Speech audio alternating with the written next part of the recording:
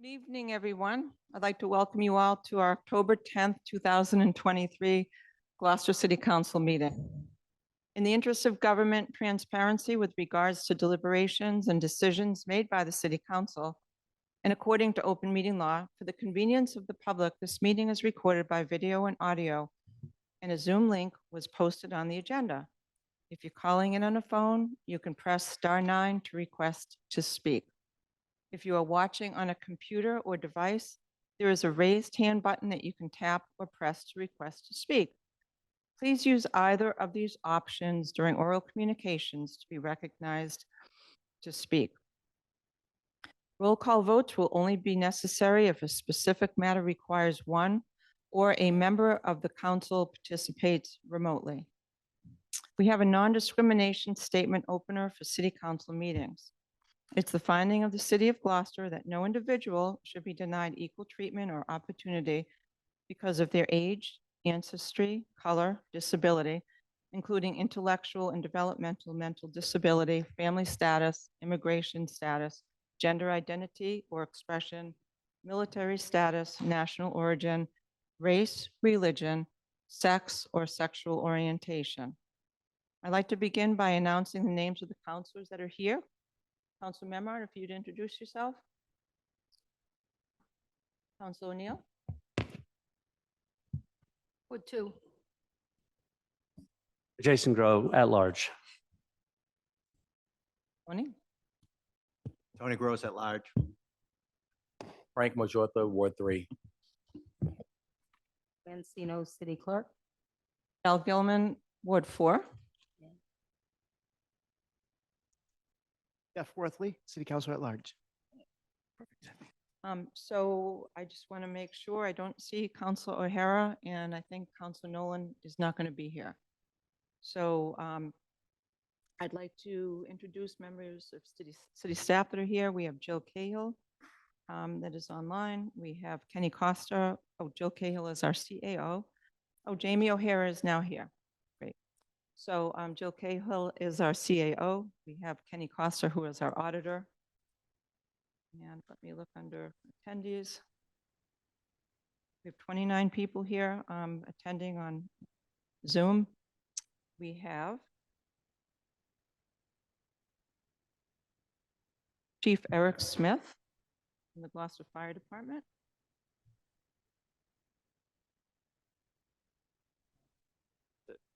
And that is it for city staff.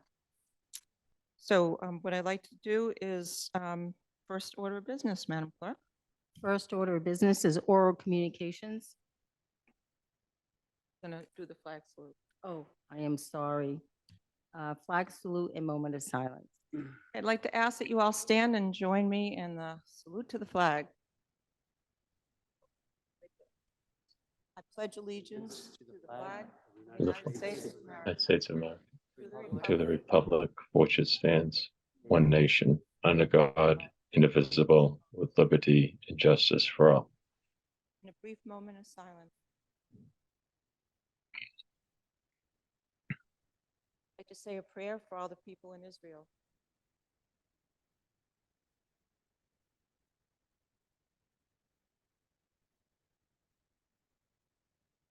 Thank you.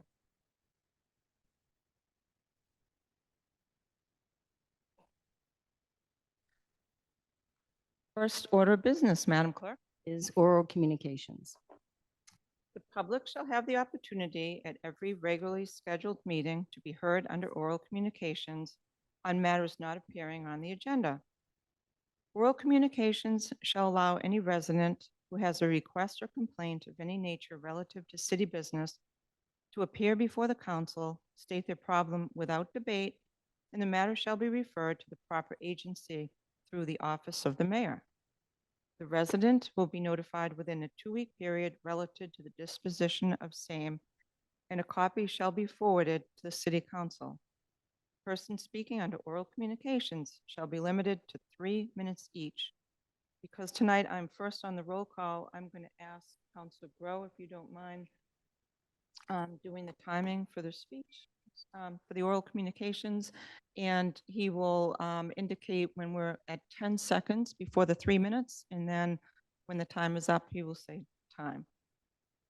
So if anyone would like to come up, what we do right now that we're back at Zoom and on site, we are allowing people to that are here to speak first, and then we will go to the people that are dialing in remotely, who are panelists or just dialing in remotely. So Suzanne, welcome. Good evening, Susanna Altenburger, 66 Atlantic Street. We design boats. I've been doing this since 1952. I'm making the room warming up for him, so it's going to be easier for my learned colleague. When I first visited Cape Ann in the late 1980s, I heard stories about folks never leaving the island. It was a bit of a magical idea. Well, there still is some magic apparently on Cape Ann because there are folks who still think that federal code does not apply to the commercial fishing fleet in certain ways. And why does it matter? From our perspective, designing boats for 70 some years, we know that this federal code has kept this industry from innovating. It's been frozen in time for 30 years, and no industry frozen in time for 30 years is going to do particularly well. It has been allowed to innovate the fleet structure, no modern fishing technology. It has lost reputation. The ethos of innovation has been suppressed, to put it mildly. So, last council meeting, I brought you about 800 pages and about 7 pounds of harbor plans and fisheries plans. I'm not doing this again. No, what I'm bringing you today is a research report we did. We just finished up. The kids just bound the report. It's about 55 pages of what is not in these harbor plans and these fisheries plans. In all these fisheries plans since 2006 or so, for about $1.5 million, these specialists outside of town paid consultants, but also academics. All the University of Massachusetts system is involved in all this, never quite figured out those federal rules, CFR 651, in effect since March 1st of 1994, the ones that have suppressed innovation. That's been damaging our fleet, our tax base, our job space, our reputation. So what I'm bringing you tonight is for each one of the councils a nice bound copy to examine why this has happened and what these harbor plans are supposed to do for us when they have not recognized the core problem that has damaged our fleet, not just in Gloucester, but actually up and down New England's coastline. How can anybody offer well-meant professional counsel if they haven't done their homework, to be blunt? So I leave you with these, with a learned city clerk. She gets her own copy as well. I know she's eager to read this. And I'm done with my talk. And I expect you folks to actually do the homework to study this, because this council in 29 years of CFR 651 has never once discussed this. That's a start. We spend more time on the dog park than on the fleet structure. We should change that balance. Thank you. Thank you, Suzanne. Who else would like to come up to speak with us for up to 3 minutes for matters not on the agenda? Good evening, Joel. Good evening. I have some follow along. May I pass out? Sure. right. Thank you. Just give them to Joanne and she'll make sure they get distributed. A few weeks I was before Joel Favazza, 28 Middle Street, here as a citizen, not on behalf of any client. That's why I'm in disguise tonight in shorts. So a few weeks ago. Okay, thank you. Could you speak louder? Yes, no, I'm often told I'm too quiet. I'm Is sorry. that better? All right. Good evening once again, Joel Favazza, 28 Middle Street, here as a citizen. A few weeks I was before you via Zoom, speaking about an issue in front of 28 Middle Street, which is my home, relative to an unsafe crosswalk situation, or lack thereof. I want to first off thank the council. This is definitely being staticky, sorry. I want to thank the council for passing along my concerns to the mayor's office. I want to thank the mayor's office for responding. However, I do want to point out that a few weeks ago in your packet, you saw the response that I got from the mayor's office. And I want to be clear, before coming to you, I've tried calling the DPW, I've tried calling the mayor's office, I've tried calling the CIO's office, and I haven't gotten a word back from anybody. So I'm back here tonight. And so the response I got back was twofold. As the request for the crosswalk, I was told that the city no longer installs mid-block crosswalks because it goes against best planning practices. Before you, this took about 10 minutes on MapGeo, about half a dozen or so quick examples of mid-block crosswalks, brand new, installed for the first time ever between 2019 and 2021. So disappointed to hear that we no longer do that when in fact we are clearly doing that. Secondly, in my request to just have the existing no parking zone striped, again, I'm not asking for a new no parking zone, I'm asking for the existing no parking zone to be striped. The answer was, unfortunately, the DPW has limited resources and they probably would not be able to keep up with painting this existing no parking zone. And so I would just caution and beg the council, next time budget comes around, apparently we need about 15 more dollars in the DPW budget because they don't have enough money for paint to stripe an existing downtown no parking zone. And then at the very last page, I just quickly give you some more examples of additional older mid-block crosswalks that have been installed within modern times, again, some as far back as 2018.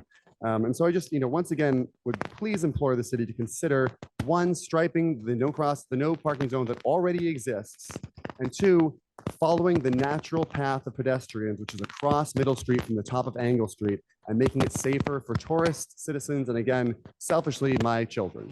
Thank you very much. Thank you, Joel. Just for the minutes, Counselor O'Neill has not been here for 3 minutes and she's now here. So thank you.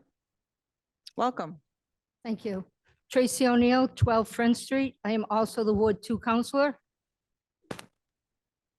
Because I was interrupted in speaking as a counselor last week, and because I was denied the opportunity to speak during the second half of oral communications, which was offered, by the way, to Councilor O'Hara, I am here standing before you now as a citizen. To Mayor Verga, his administration, and the Gloucester City Council, my ethics and integrity are intact. We, the people, have the right and the duty to question what our government is doing. When my constituent didn't know what to do or where to turn, it was my obligation to help her as a city councilor. I helped a woman who emigrated here from Portugal and has English as a second language. She had no idea what was going on with her home. She had every right to ask questions, and I had every right to ask questions on her behalf. In fact, I had a duty to do so. There's nothing unethical about that. In fact, it would be unethical to ignore her in her time of need. Mayor Verga, you ran on accountability and transparency. You, Attorney Suzanne Egan, and Chief Administrative Officer Jill Cahill called me into your office and told me not to have neighborhood meetings. I was a brand new counselor, and all three of you tried to intimidate me. And that's what you're trying to do now. I held neighborhood meetings and shared information anyway. And I helped a woman get answers while you were busy running errands, playing guitar, and doing schooner stuff. People have the right to know. People have the right to know what's going on in this city. Councilor Gilman, you abuse your position to shut down any debate or criticism. You decide who is the enemy, and then you decide that none of us get to speak or do anything. Your biggest thing here is to make certain that nobody gets to speak their minds, whether it's teachers looking for a living wage, citizens exercising their rights, or counselors standing up for their constituents. It's always you stifling them and shutting them down. It's always you stopping free speech. I hope that people remember that on November 7th and vote accordingly. Thank you.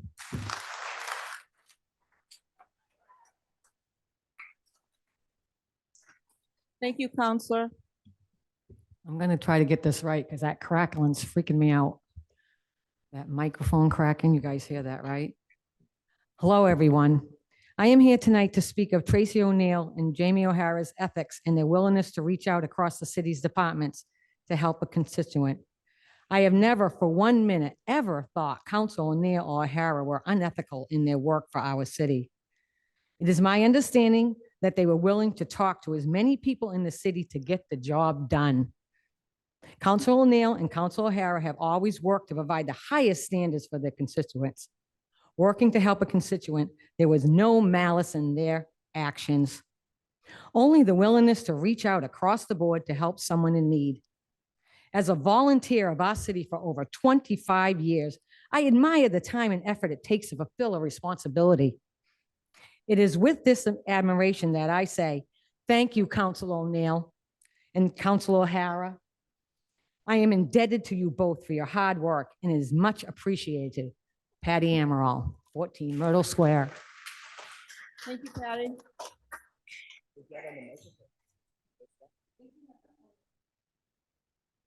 Thank you. Welcome. If you would state your name and address, that'd be great. Yes, my name is Ann Rogers Haley. My address is 5 Aileen Terrace, and I'm here in support of Councillor O'Neill. Tracy O'Neill, Ward 2 Councillor, is a hardworking, ethical councillor with utmost integrity. She holds regular meetings, sends emails, and keeps not just her ward residents informed, but all ward residents. This is an amazing achievement. I'm not in her ward. Considering our ward councillor doesn't return emails or telephone calls, Tracy's amazing. Tracy works hard to keep residents informed and to help them solve problems with the city and its officials. She should not be punished, but rather she should be encouraged in her quest for transparency and accountability. Thank you very much. Thank you.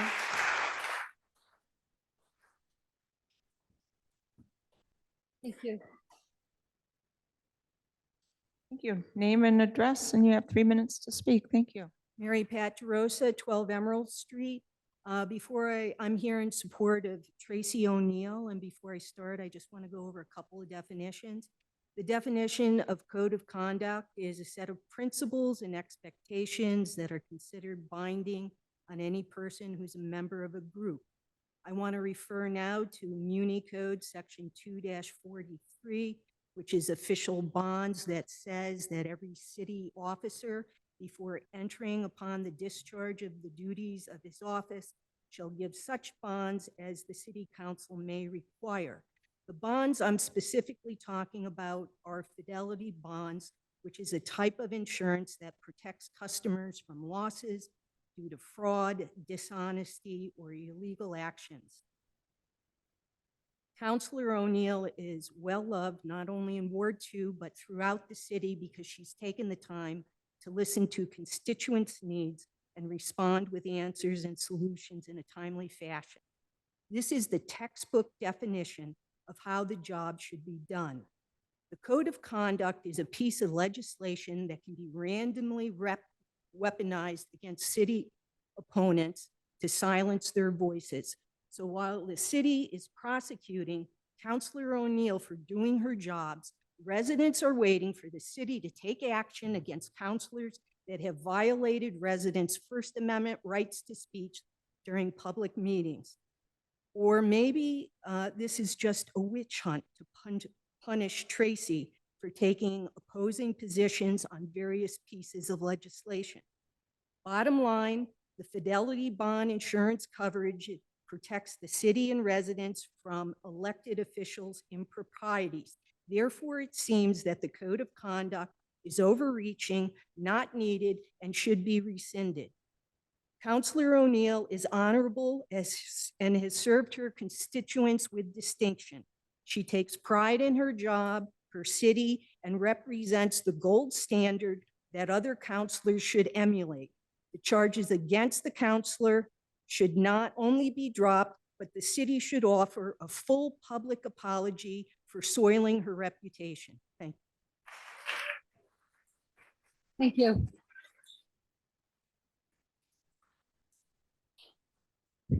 Name and address.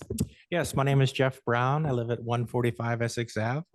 And I just wanted to come here and commend Tracy O'Neill for the work that she has done. The first time I met her was at her neighborhood meeting at the fraternity club on Webster Street regarding the MBTA zoning amendment issues. And I just thought that was extraordinary. She took a very complex subject, realized that the public really needed to have more information. And she made that effort, put on the presentation, all factual. We had to screen everything, all the text pertaining to the subject matter was readily present. And I think that was very, very helpful. So thank you, Tracy. I appreciate that. Thank you, Jeff. You're very welcome. Thank you. Thank you. Welcome. Introduce yourself and your address. You have 3 minutes to speak. Absolutely. My name is Glenn Bresnahan. I live at 512 Essex Ave. We moved. A couple of observations, if I may. On behalf of Tracy, I want to thank her personally because of the entire council and the mayor's office. She was the only one that took the MBTA Overlook program and explained it in plain terms. To this day, Mayor Verga still has not addressed the citizens of Gloucester as to the effect that this could have on our city.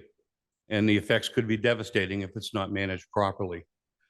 I'd like to share, if I may, a couple of observations.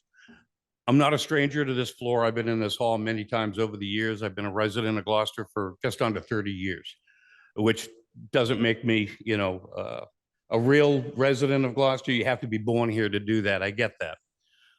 But over the years, I've been on a couple of different sides, some winning, some losing, but always had a fair shot at explaining my side of view. A few years ago, we had an issue on Essex Ave for the combined sewer for Essex. And at the time during the discussions, a sitting councilor recused herself, stood in front of this podium and addressed the council on behalf of her husband on how the project should be combined, which would have a net effect of lowering her financial impact by $5,000. Now, nobody took that as an ethical issue. It should have been. When I brought it to the ethics board in Boston, they said it was a nothing burger. There was nothing there. What Tracy did was to support her constituents. And I think it's shameful that she's being brought up on these allegations, and Jamie as well. They're trying to help the people of Gloucester, and to me, that's tremendously important. And if I could, just one observation as a resident, I consider the city council as the leadership of Gloucester.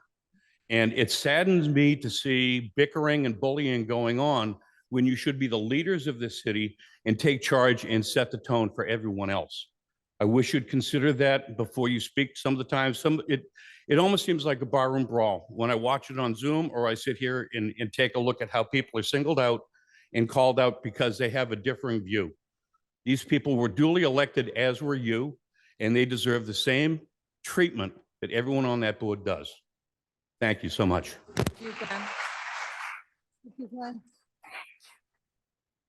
Name and address, and you have 3 minutes to speak. Thank you. Jane Fox, 14 Becker Circle. Thank you for the opportunity to speak. Over the years, I attended city meetings via Zoom and in person. This is an election year, a new beginning, and hope for resolutions. I would like to thank the council for their services. It is not an easy job, especially during challenging times. I would like to share my thoughts to improve oral communications and to encourage productive meetings. 1, citizens are allotted 3 minutes to speak at oral communications. Please use a timer with appropriate sounds that indicate an elapsed time of 3 minutes and then 3 minutes and 15 seconds respectively. This alerts the speaker that he or she needs to wrap it up and then stop without being interrupted. Verbal shout-outs are disruptive and disrespectful, causing speakers to lose concentration and feel that their voices are not heard. 2, the council is elected by the city of Gloucester. It would be advantageous for council to set aside differences of opinions and work harmoniously together. This would allow this city to prosper for the good of the community. To achieve this goal, the council must remember that your priority is to work for the citizens and not the mayor. Your allegiance should be to the voters, residents, and taxpayers of Gloucester. Over the years, I have observed a clear-cut divide among council members. In Zoom meetings, facial expressions and body language are noticeable. In my opinion, there are many times when they are unprofessional and reprehensible. I have witnessed numerous verbal interruptions, group dissensions, and even temper tantrum, resulting in a councilor leaving the premises and ending participation in a subcommittee meeting. It is a disgrace that councilors Worthy, O'Hara, and O'Neill are ostracized when they do not agree with the majority. I urge the council to stop these accusations and political tactics. Please respect the fact that it is their obligation to vote on behalf of the ward they were elected to represent and to help their constituents when necessary. Each ward councilor must focus on the priorities of the ward they represent and vote accordingly. Therefore, each councilor should represent the differences of opinions are not personal and refrain from becoming defensive, even going as far as to retaliate when one does not side with your point of view. Again, it would be far more beneficial for you to set aside your personal differences and work harmoniously together for this city and in the interest of its citizens. This may not be the same as the interests of its mayor, but that should not be your priority. It would be advantageous for seasoned counselors to mentor others by sharing their wisdom.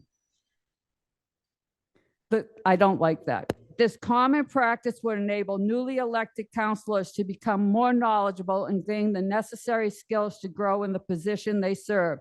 It also would strengthen your interpersonal and professional bonds.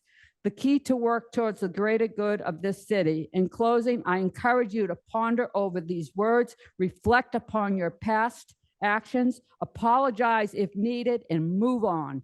Thank you for your time and consideration. Thank you, Jane. Jane. Thank you. Okay, we have one more person, and then we will go to the people that are dialing in remotely. Name and address. Beverly Palmacci, 8 Commonwealth Avenue. I want to pick up on what Tracy said regarding what the mayor and Jill Cahill and the solicitor told her regarding holding board meetings. And I'd like to hear back from the mayor what he did say, if that was what he told her, and if it was, why he would have told her that. And I believe whatever we say here, the mayor must respond to. Is that correct? Within 2 weeks. Okay, Yes. that's it. Thank you. Thank you so much, Beverly. Okay, we're going to go to the folks that are dialing in remotely, and we see 3 people.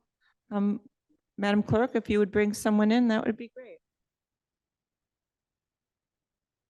So, hello, I believe it's my turn. I'm Peter Johnson. I live at 33 Middle Street.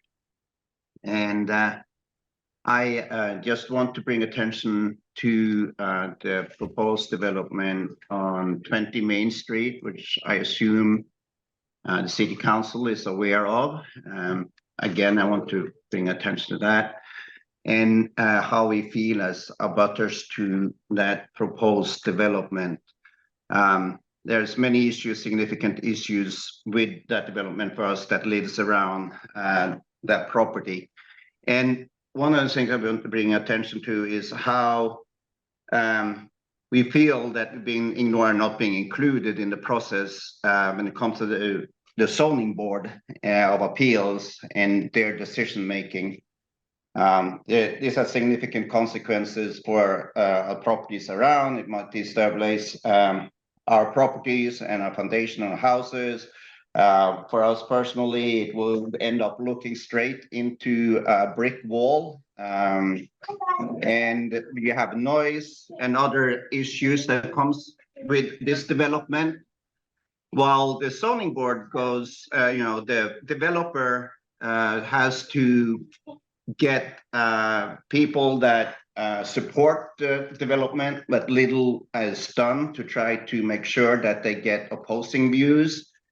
And it's difficult with the zoning board, like any kind of conflict they might have with what they're doing, and nothing of that is displayed or brought forward in any way. We don't really know. There's no information about them. They're appointed by the mayor, but we don't really know. They make significant decisions, or decision that's significant for people around them, for some large development, and still not everything is done to try to get the view of others. And some people might say, well, sorry for you, but this has to do with us. The thing is, like, these kind of situations might happen to anyone everywhere, especially in Ward 2. Rumors has it, if you're in some other wards, if you're a resident and you oppose something, you'll get heard, but everything seems to be like thrown into Ward 2 with development. And really our people that live in that ward doesn't really get heard much. There are several issues with this beyond what happens to our abutters, and as traffic, all traffic is going to come down School Street. We have the fire station there, which already during the high season complain about reduced time to get out of there. 10 seconds. And I will ask the city council when this come up for them, two things. First of all, I would ask them to not approve of the permit as proposed, or the project as proposed when they approve the permit, and also to require that traffic assessment Peter, is done. could you wrap up in 5 seconds? Thank you. So Thank you so much. Okay, who's next?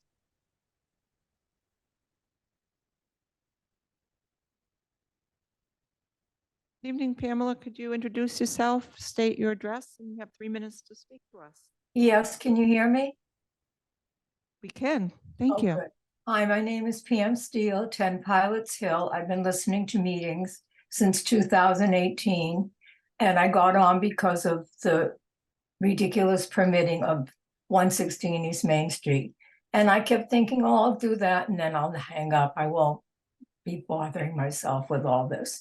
The reason I've stayed on is because I find the behavior intolerable. And I keep thinking if someone will only bring it up and we can clear the air and understand that residents are listening, we're not fools, we see the bullying. I am so heartbroken what's happened to Tracy. She has put her heart and soul into this community. She doesn't have a hidden agenda. Jeff does his homework and makes you all look ridiculous. He studies the issue and he'll go out and he'll learn.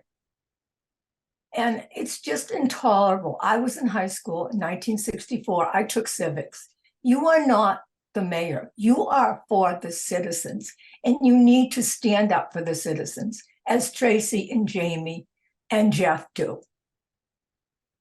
And I guess I'll be doing this till the day I die because I want it resolved and I won't give up. Thank you for your time. Appreciate it. Thank you, Pam. Thank you, Pam.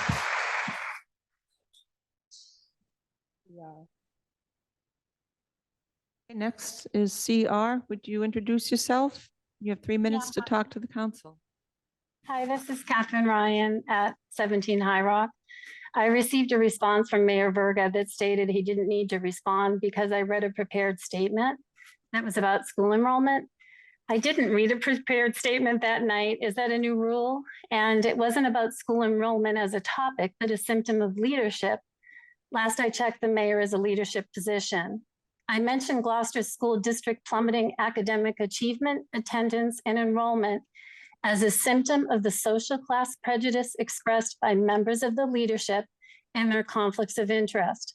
I've pointed out several reprehensible examples as far back as 2 years before George Floyd and as recently as this September. Last week, one of the counselors angrily blamed another counselor for the counselor having quote unquote run off the reservation. So much for the city's Human Rights Commission.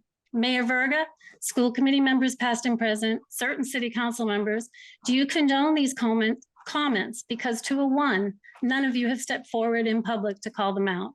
And as to enrollment, attendance, and achievement, well, the experts helming the district are failing, and there needs to be a firewall between the school district and Geff Foundation and other partners. At the last city council meeting, councilors stated how the school committee budget process is the channel to address the school budget. One stated it starts as early as February. Of course, it's ongoing. What wasn't said was that the school budget is discussed in subcommittee meetings and public comments are not taken. For big items like school building project, the budget is covered by a working group that is not bound by the same open meeting law. City council comes before the public endorsing resolutions regularly in support of the library, in support of Geff, in support of Open Door, in support of GMGI, etc. Some of these endeavors cross over proper budget channels, yet resolutions are brought. Why would a city council lecture or discourage paras from speaking at city council about how fruitless their appeals are? Gloucester School District is not another country, and no matter how much city council members, your administration, or the school committee like to feign how they're buttoned up by protocol to stay in their own lane, and there's some third rail if ever they were to cross over, it's preposterous. There are examples in every city council and school committee meeting with crossover appeals and resolutions, and the mayor has a voting seat on the school committee. There's been a cyclone of school building consolidation studies and phases. Mayor Verga, experts do not conclude that consolidating elementary schools is best practice that it increases cost savings or student well-being and achievement. Why is city's leadership pursuing this despite a decade of disastrous results?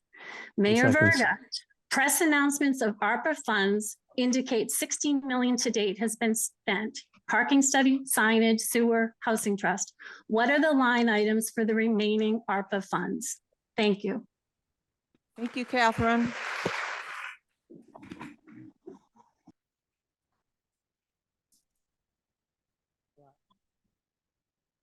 We have another.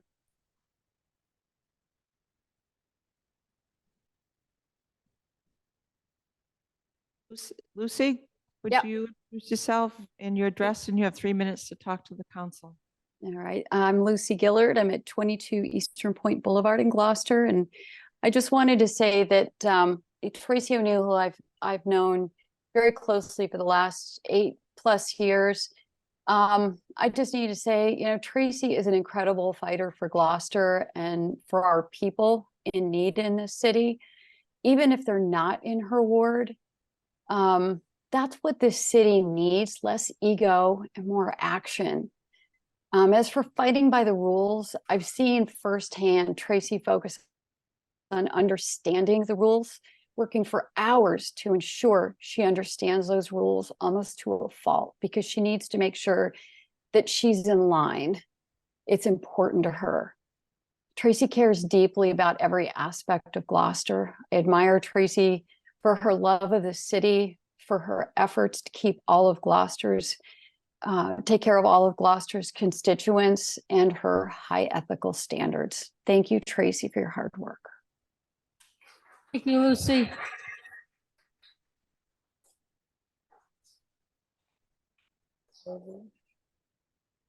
We have Sylvie.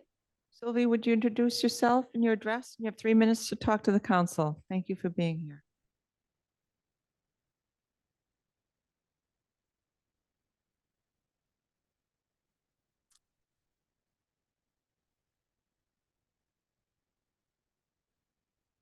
Lucy, you can take your hand down, and Sylvie. Okay, so your hand is raised. Can you unmute yourself? You currently are muted. Okay, now you're not. Introduce yourself and your address, and you have 3 minutes to talk to us. So my name is Sylvie Corey, 28 Pine Street. I would like to say that according my opinion, Tracy is one of the most ethical and truthful people I know. And what she has done is she has been educating her constituents and letting us know what was going on and what has been going on with the city, which the mayor was not able to do. So Tracy has been standing up against the hidden and sometimes obvious corruption. And I believe that's why she was unfavored and also bullied and unreasonably blamed. So I give my support to Tracy, also James O'Hara, and I do appreciate the hard work, and I hope that this can be positively resolved. Thank you. Thank you. Thank you, Sylvie. I don't see any more hands raised. Next order of business, Madam Clerk. Order is the consent agenda. Councilors, would anyone like to take a matter off the consent agenda? Seeing none, is there a motion to move the consent agenda? Motion is made by Councilor Memard, seconded by Councilor Worthley. Roll call vote. Is Councilor O'Hara is online. Councilor Gilman, yes. Councilor Gross. Yes. Councilor Grow. Yes. Councilor Majota. Yes. Councilor Memard. Yes. Councilor Nolan is absent. Councilor O'Hara. Yes. Councilor O'Neill. I have to apologize. I have a question. This says approval of minutes from the previous city council and standing committee meetings. Does that mean last week's, September 26th? Yes. I have not read those meetings, so I have those minutes because they weren't posted yet. They've been in the packet since Friday morning, Thursday Okay. night. Well, I have to So- say no, sorry. Okay. One no.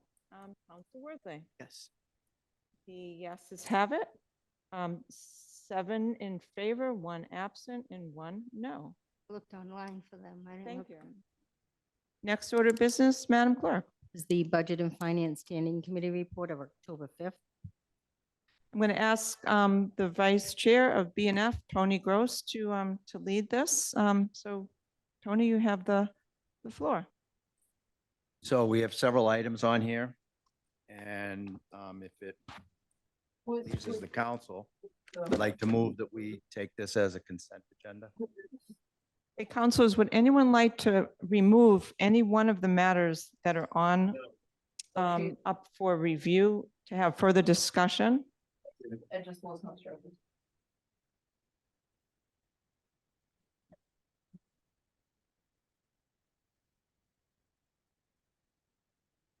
Council Grow, do you want to just read what's on the minutes for that or on the agenda just very quickly? On the agenda is we have a memorandum from the Sustainability Coordinator requesting acceptance of a Mass Save Community First Partnership continued funding in the amount of up to $80,000. We have a memorandum from Assistant DPW Director requesting to pay fiscal year 23 invoices with fiscal year 24 funds. We also have a memorandum from the DPW Director requesting acceptance of a preliminary planning and design wastewater treatment plant upgrades grant in the amount of $176,000. A memorandum from the Police Chief requesting acceptance of a fiscal year 24 state 911 EMD grant in the amount of $38,223.06. Memorandum from the Police Chief, acceptance of a fiscal year 24 state 911 support and initiative grant in the amount of $100,983. Memorandum from the Fire Chief regarding a multi-year contract for heart monitors for the ambulances, not multi-year contract for any personnel. It's for pieces of equipment. And a memorandum from the Veteran Services Director requesting acceptance of donations in the amount of $500. Thank you, councilors. So anyone want to remove any of those for further discussion? No, but excuse me, but I think you said on memorandum number 5, you said $100,983. $100,000, $2,983. 102. Thank you. Thank you. Anyone want to remove any of those for further discussion? Seeing none. Unanimous consent agenda. Roll call vote to approve the unanimous consent agenda as noted. Is there someone want to move it? So moved. Second. Moved by Councilor Memard and seconded by Councilor. So like they called her out. Roll call vote. Like, I don't know. Councilor Gilman, yes. Councilor Public Gross? hearing. Yes. Councilor Grow? Yes. Councilor Majota? Yes. Councilor Memard? Yes, and thank you, Tony, for chairing the meeting. Councilor Nolan is absent. Councilor O'Hara? Yes. Councilor O'Neill? Yes. Councilor Worthley? Yes. Yes, let's have it. 8 in favor, 1 absent. Next order of business, Madam Clerk. Is the Ordinance and Administration Standing Committee report of October 2nd. Okay, Councilor Nolan is not here. Councilor O'Hara, are you prepared to lead us through that? Yes. Okay, you have the floor. Okay. We have a memorandum from the Sustainability Coordinator requesting acceptance of Mass Save Community First Partnership continued funding. in the Council, amount of- I think that is BNF. We are at That's the correct. bottom of page 3 of our template, 3 of 7, under Ordinance and Administration, October 2nd. I'm sorry. There we go. CC 2023-048, Nolan O'Hara petitioned the state to lower the speed limit on Woodman Street from 30 miles an hour to 15 miles an hour. Committee recommendation on a motion by Councilor Nolan, seconded by Councilor O'Hara. The ordinance administration subcommittee voted by roll call, 3 in favor, 0 opposed, to recommend that the city council forward a letter to Mass DOT requesting that the speed limit on Woodman Street be reduced to 15 miles an hour, and that such letter be accompanied by the speed study and certificate of vote by the city council, and I so move. Second. Councilor O'Hara moved the motion and Councilor Worthley seconded. Is there a discussion, or Councilor O'Hara, do you want to do the narrative for that? Woodman is a narrow wood, hence the name Woodman. It's very much wooded, curvy street, narrow with no sidewalks, and the speed limit being 30 has been a concern of neighbors on Woodman. Thank you. Thank you. Councilors, is there further discussion on this motion? No question. Councilor Grow. It says here that, yeah, such letter be accompanied by the speed study and the certificate of vote. Have we done a speed study? Has that been done? It has been, okay. Any further discussion, councilors? Seeing none, roll call vote. Councilor Gilman, yes. Councilor Gross. Yes. Councilor Grow. Yes. Councilor Majota. Yes. Councilor Memard. Yes. Councilor Nolan is absent. Councilor O'Hara. Yes. Councilor O'Neill. Yes. Councilor Worthley. Yes. The yeses have it. 8 in favor, 1 absent. Next order of business, Councilor O'Hara. CC 20-23-049 Majota petition to the state to lower the speed limit on Emerson Ave from 30 to 15 miles an hour.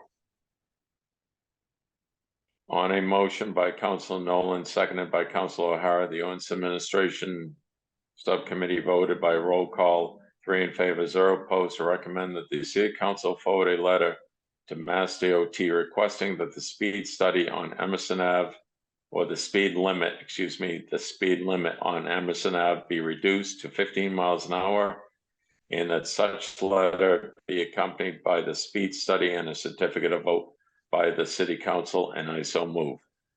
Second. Motion's made by Councilor O'Hara, seconded by Councilor Worthley. Is there a further narrative, Councilor O'Hara? Actually, if Councilor Majota would like to explain, seeing he brought this forward and he is intimately knowledgeable on Emerson, I think that would be favorable. Councilor Majota. Thank you, Councilor O'Hara. Yes, this came up to me a while back ago where I was talking to the neighbors on Emerson Ave. There is cars have a tendency to speed down that road. There's lots of businesses there and pathways. There's children walking on the sidewalks, and just for the safety for the children and those who are walking, to lower the speed limit would be very helpful. Unfortunately, a car hit a dog about 2 months ago. So this is another reason why I want to lower the speed limit. There's lots of trucks and trailers that go through that street. I think just slowing them down, having a speed limit sign post 50 miles an hour will just increase the safety of the neighborhood, and all the neighbors are on board on this. Thank you, Councilor. Further discussion on this motion? Seeing none, roll call vote. Councilor Gilman, yes. Councilor Gross. Yes. Councilor Grow. Yes. Councilor Majota. Yes. Councilor Memard. Yes. Councilor Nolan is absent. Councilor O'Hara. Yes. Councilor O'Neill. Yes. Councilor Worthley. Yes. The yeses have it. 8 in favor, 1 absent. Next order of business. Let me see. Number 5. I think we have another. Yes. Okay. Number 3. Councilor O'Hara. Number 3, CC 20-23-050 Worthley, amend City Council Rules of Procedure 2023, read oral communications. Committee recommendations on a motion by Councilor Nolan, seconded by Councilor O'Hara. The Ordinance Administration Subcommittee voted by roll call, 3 in favor, 0 opposed, to recommend that the City Council amend the City Council Rules of Procedure 2023, Rule 2, Order of Business, Number 4, Oral Communications as follows. Oral Communications, deleting. The public shall have the opportunity at every regular city council meeting to be heard under oral communications on matters not appearing on the agenda. Adding, the public shall have the opportunity at every regular scheduled meeting to be heard under oral communications on matters not already scheduled for a public hearing at that meeting or already advertised for a future meeting. Oral communications shall allow any resident and/or Gloucester property owner and/or Gloucester business owner who has a request or complaint of any nature relative to city business to appear before the council, state their problem without debate, and the matter shall be referred to the proper agency through the office of the mayor. The resident and/or Gloucester property owner and/or Gloucester business owner must be notified in writing within a 2-week period of disposition of the same by the office of the mayor, and a copy shall be forwarded to the city council. Residents or Gloucester property owners and/or Gloucester business owners speaking on the same topic at consecutive meetings under oral communications will not receive additional dispositions from the office of the mayor. Persons speaking under oral communication shall be limited to 3 minutes each and shall submit a copy of the prepared communications to the clerk of committees. And I so move. Second. Motion's made by Council O'Hara, seconded by Council Gilman. Is there a narrative, Council O'Hara? Possibly if Councilor Worthy would like to expand on this. Council Worthy, this was your order. Yes, thank you. So this is a small proposed change which will give the public more opportunity to speak on more subjects that we can listen to. Right now, the rule is that if something is on the agenda, the public can't speak about it. But what that excludes is if there's something on the agenda that isn't open for public comment, they can't comment on it. So the example I used at committee level was I had submitted, at the request of Senator Tarr, I submitted a resolution regarding the bottle bill. It hadn't been updated since 1984. And so I thought, and he thought the support of the council would help him in his efforts at the State House. And when you think about it, we discussed it briefly among ourselves. There was no opportunity for public input, but had someone come to the meeting in favor or against it during oral communications, they would not have been able to express that because it was on the agenda. So this rule was rooted originally in fairness.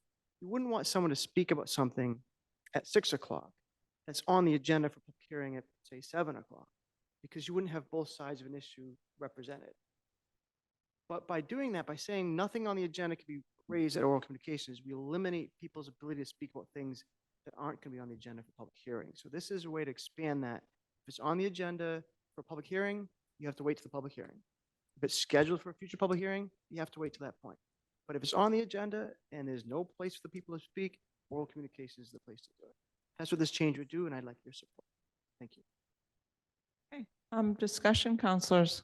Councilor Gross, sorry, I'm looking at Councilor Gross, and I just said the wrong name. Sorry, Councilor. So Councilor Worthy, you talk about public hearings that are scheduled or that evening. Now, what about things that are on the consent agenda that are going to be on public hearings? How are we going to deal with that? Because that also gives a huge disadvantage. So I think this should go back to subcommittee to revisit what's on the consent agenda also, because those things would be fair game under your proposal, and to your logic, they shouldn't be. So I'd like to see this go back to O&A. May I answer his question? Councilor Tillman? Sure. I mean, I think we're all open to discussing this. It's a rule of procedure. So go ahead, Council Worthy. Thank you. So your second half, which is send it back to committee, is a recommendation, but the first part, I'd like to answer the question.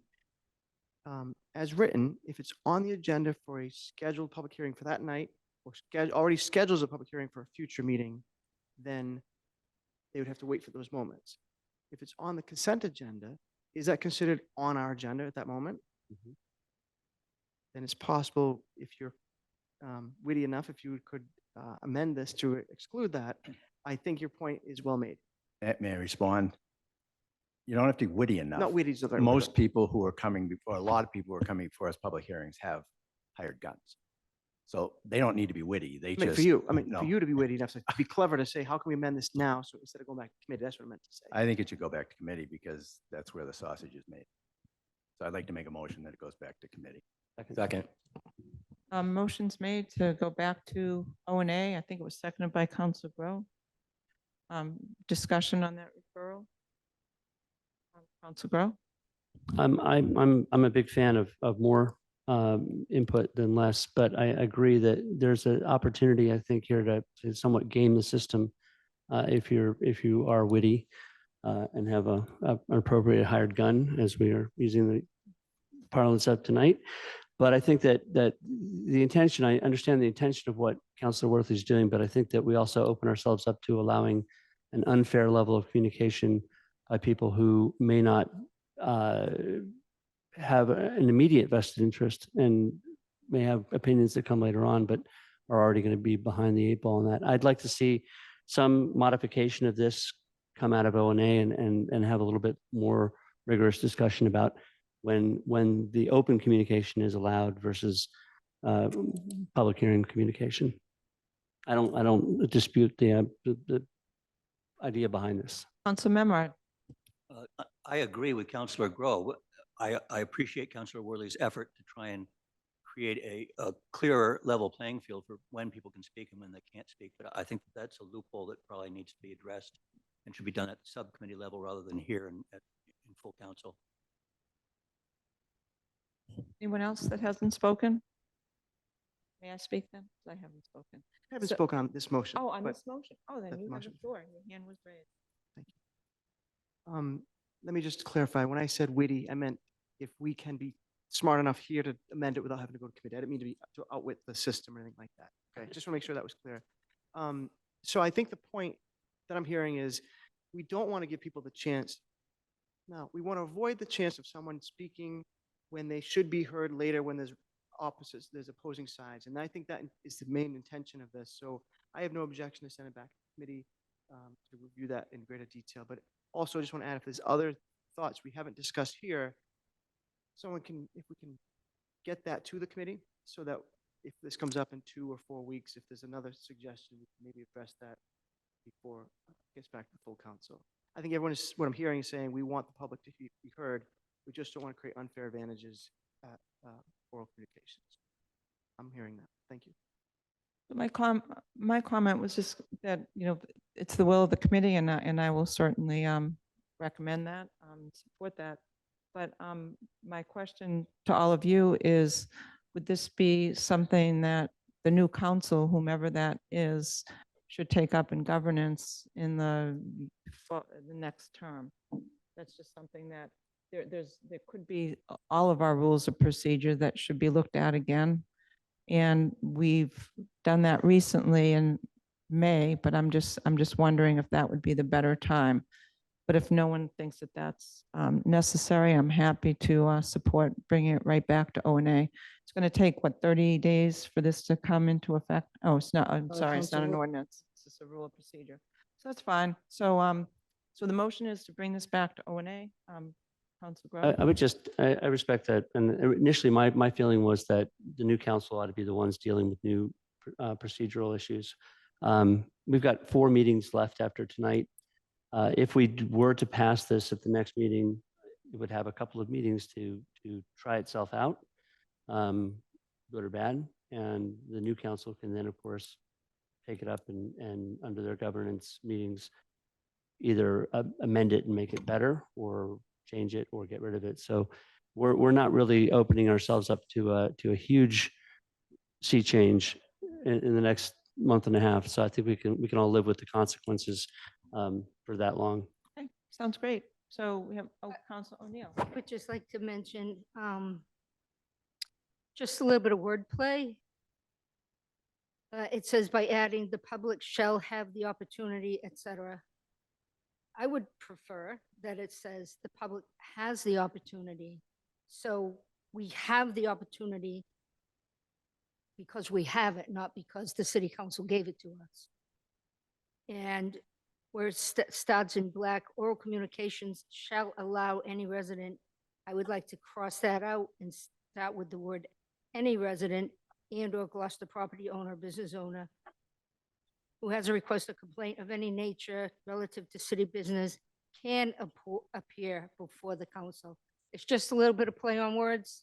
I think it's important to realize that we have, the citizens have the power. The city council didn't give it to them. That's the Any way I feel. That's all. addresses? Okay, I think right now we should stick We're with. getting off the motion. We should stick to the motion Okay, right now, and the just motion is to bring something this for back O&A to to ponder. O and A. And so we have a motion on the floor, we have a second. No further discussion on that motion, bring it back. Okay, so roll call vote, Gilman, yes. Gross, Yes. Grow, Yes. Council Majota, Yes. Council Memard, Yes. Council Nolan is absent, Council O'Hara, Yes. Council O'Neill, Yes. Council Worthley. Yes, and thank you. The motion passes 8 in favor, 1 absent. Thank you. Next order of business, Council O'Hara. Number four, number 4CC 2023-051 Gilman, Men's City Council Rules of Procedure 2023 restart time of city council meetings. Committee recommendations on a motion by Councilor Nolan, seconded by Councilor O'Hara. The Ordinance Administration Committee voted by roll call 3 in favor, 0 opposed to recommend that the city council amend the city council rule of procedure 2023 rule number 1 meetings A as follows. Rule 1 meetings A, regular city council meetings beginning January of 2011 shall be held on the second and fourth Tuesday of each month and shall begin at deleted 7 p.m. add 6:30 p.m. unless the city council votes otherwise. Delete. During the emergency order, the council voted to begin meetings at 6 p.m. Meetings will return to 7 p.m. when our regularly scheduled city council meetings return to in-person, and I so move. Second. Motion's made by Council O'Hara, and I think I heard the second from Council Grow. Yes? Oh, was it Frank? I'm sorry. I'd like to give it to Frank. So Frank, you have the second. Is there? So I'm the one that came up with this motion. We had found that in the rules of procedure, we actually hadn't changed it to 6. And it was still at 7, although on the homepage of our city council website, which is the important one for the public, it was accurate.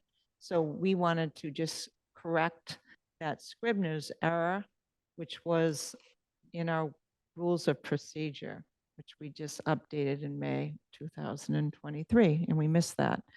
But at O&A, I think Councilor Majota suggested that 6:30 was easier for people that work all day.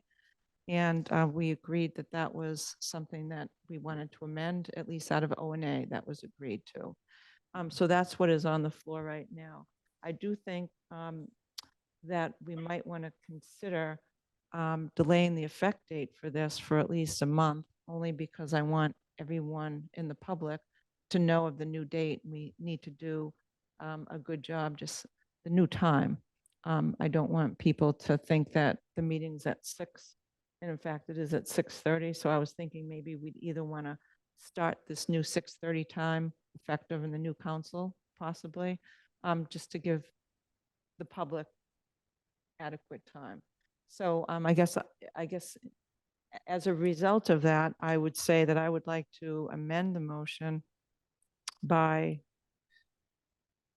adding, and this is to be effective, in this time change is to be effective on January 1st, 2024, sorry, and I so move.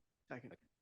Okay, so there's an amendment to the main motion. It was made by me, and it was seconded by Council Worthy, I think. Okay. Is there a discussion on the amendment to the main motion? Council Worthy. Just briefly, so I think that makes sense. What doesn't make sense to me is, as of October 10th, 2023, we're making a motion that says as of January 2011, which I understand it wasn't corrected when it should have been. But does that, how are we changing council meeting dates that don't start till January of 2024 and have January 2011 as the date in here? So I would suggest that we are, from this point forward, changing it to 6 o'clock. As far as I correcting a was scrivener's bothered error, by that too. So, I mean, I wouldn't have a problem. Do you want to make a friendly? Well, Oh, Joanne go has her ahead. hand up. We I should did- ask the city clerk. Oh, my gosh. Okay, could I just explain the 2011?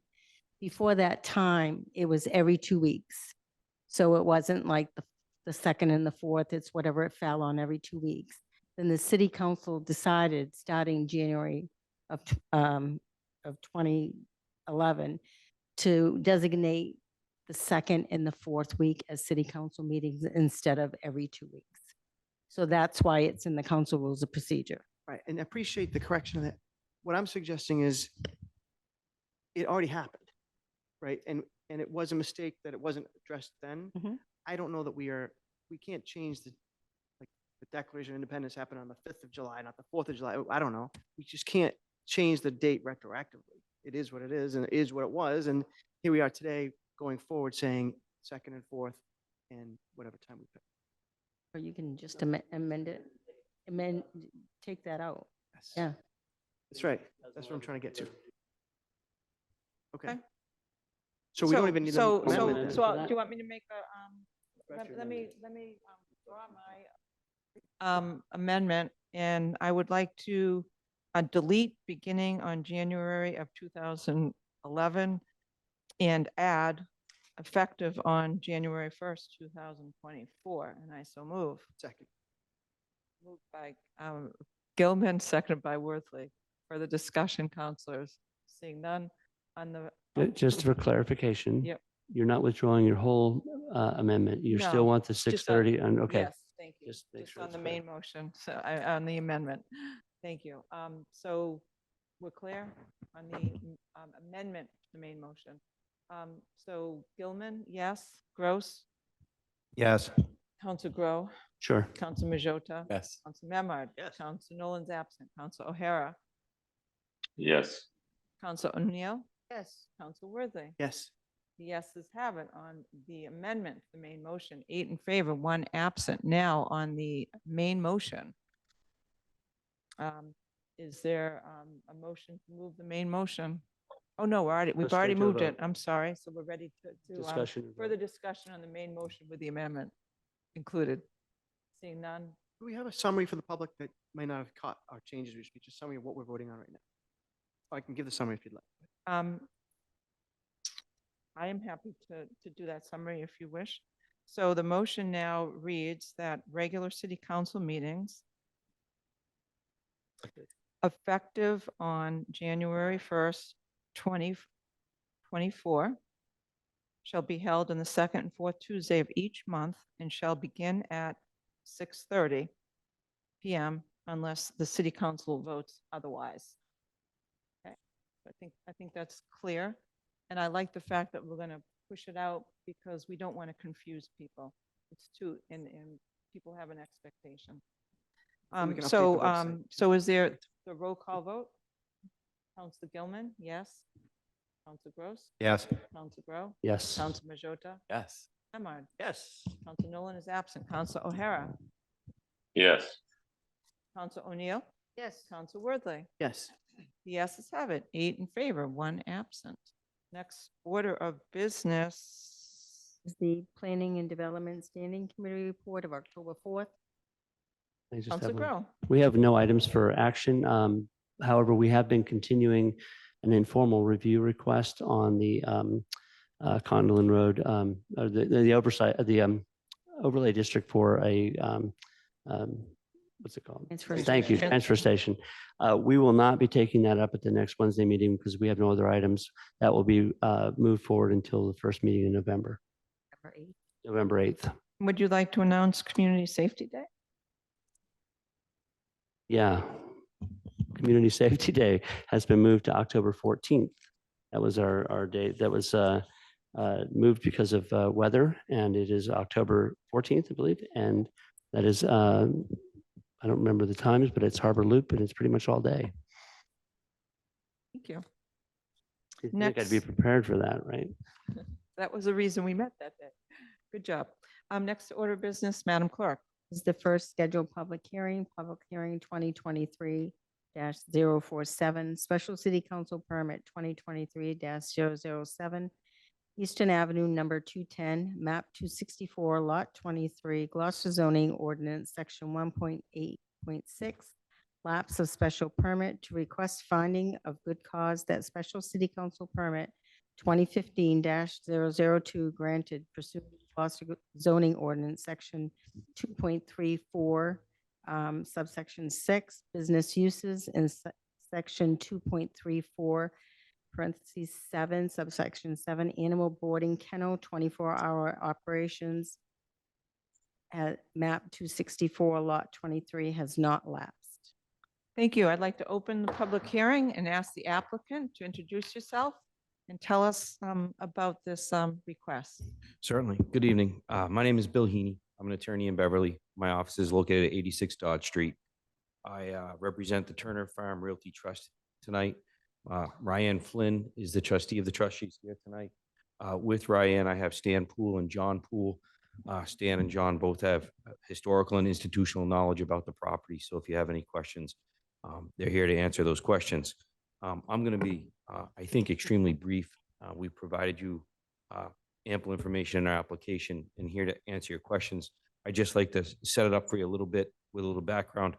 The locus is 210 Eastern Avenue. It is located in the GI, or the General Industrial Zone, here in Gloucester. It's a standalone structure with one single tenant. Presently, the tenant is Boston Pup LLC. In the past, the tenant was Paws at Play. Many of you may be familiar with that business. In May of 2015, represented by Ralph Pino, my client applied for a special permit and a variance with the city of Gloucester to modify the building and to get a special permit to operate kenneling facilities 24 hours a day, 7 days a week. The application did contemplate building a 28 by 70 addition that was specifically built for boarding and kenneling. That addition has no windows. It has extra soundproofing. There is heating and ventilation system that was designed to control the temperature and the air quality in that structure. That system has since been updated, most recently, I believe, in 2022 by Mr. Poole. In November of 2015, the Zoning Board of Appeals granted the necessary variances for the building. It was then brought before this council for review of your city ordinances 1.5.5, 1.83, 5.75, and most importantly, 2.3.4.7 and 2.3.4.6, which are the special permitting granting authority for you to allow overnight dog kenneling. I believe, and I was not here, but I have been told that there was a very good public hearing that night.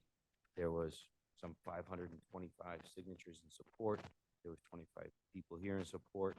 It did receive 8 votes in favor, no votes again, and 1 member did not vote that night. That business that was contemplated at the time is what's contemplated here today, or actually still is existing or hoping to exist today. What happened to Paws at Play is a bit of a sad story. Many of you may already know it. The owner of it, Mr. Joubert, was also the president and owner of Paws at Play. He passed away in March 2021. Due to the probate process, and we all know we had a pandemic going with COVID, reletting the property took a little longer than expected. My client did advertise it in June of 2021 on the MLS, trying to find a new tenant to operate the exact same business. it was maintained in turnkey condition, meaning anybody could step in and operate that business with the proper local permitting or the local licenses, as well as the lease. It did take 28 months to locate that new tenant. My client is very happy with the tenant that she's found. She feels like they're going to run a very respectful, good business for the city of Gloucester. When Boston Pup did go in to get their local licensing, Mr. Belanger at the building department was very aptly and correct of him to point out that it has been 28 months since it was operated, and by the Gloucester Ordinance 1.8.6, if a special permit is discontinued for 2 years, it lapses. The one exception to that rule is also in 1.8.6, which states that except for good cause found by the special permit granting authority, it does not have to lapse. So, and this board is the special permit granting authority. So this board has the power to find that it did not lapse for good cause. Our position is really pretty simple. We really don't feel like the special permit or the use lapsed. It was trying to find a new tenant during a very, very tough time. Turner Farm Realty Trust kept it up, open, ready to operate as soon as they had a person. If it is found to have been discontinued, we do feel that it's a pretty practical approach, and I've seen this board act in a very practical fashion tonight, that it was good cause. Mr. Joubert's passing, subsequent probate, all, good reasons for delaying, as well as the COVID pandemic that slowed all businesses and processes going forward. So I think it's a relatively straightforward decision or a presentation from us tonight. This is a business that I think the city of Gloucester needs, and you guys have already been down the path of vetting it out back in 2015. We're just looking for the finding that it did not lapse due to good cause and that the special permit is still intact. Thank you. And my Thank you. clients are here if you have any questions. Thank you. Anyone else like to speak in favor?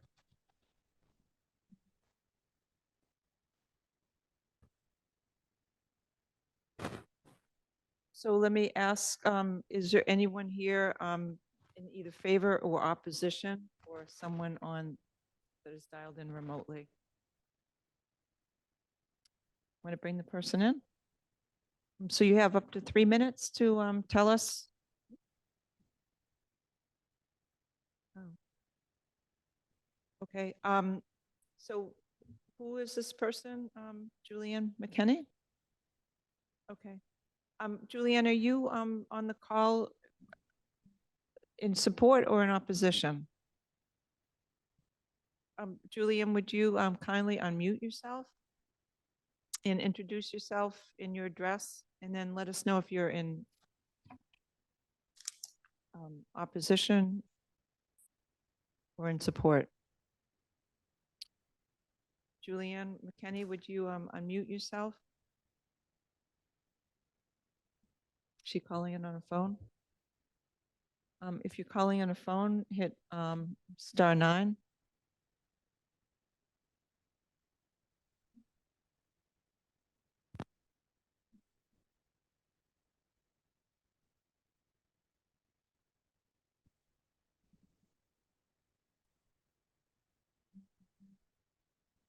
Julianne McKinney, we'd love to hear from you. And if you're calling in a phone, if you hit *9, the asterisk 9, you should be able to get on our call. Right now, you are muted. We need to unmute you. You need to unmute yourself. If you're dialing in via your computer, you can unmute yourself on your panel.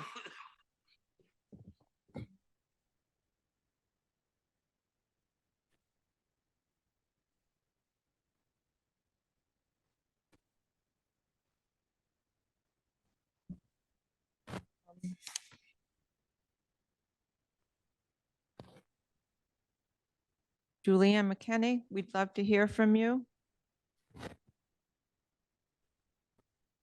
You are muted and you need to unmute yourself. If you can hear me, would you kindly hit *9 to unmute yourself? So it looks like you're calling in on a cell phone. Madam Chair. Is it possible to promote her to a panelist to give her the opportunity to be heard? Her panelist should be on the screen and should be able to speak, but then after I'll have to remove her. She won't be able to get back in the meeting. I would have to keep her in a panelist until this She could, matter's over. but she could dial in Yeah, again. she can. Julianne, we are going to bring you in as a panelist. And then after you finish speaking, we're going to ask that you hang up and redial in if you want to continue hearing our meeting. So be patient. Madam Clerk is going to bring you in as a panelist.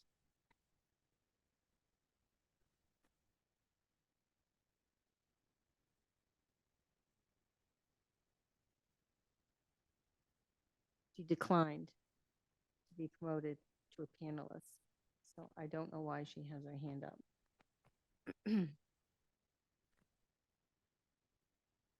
She declined? When I Okay. promoted it, Okay. the message So is there came up. anyone else that would like to speak in favor or in opposition?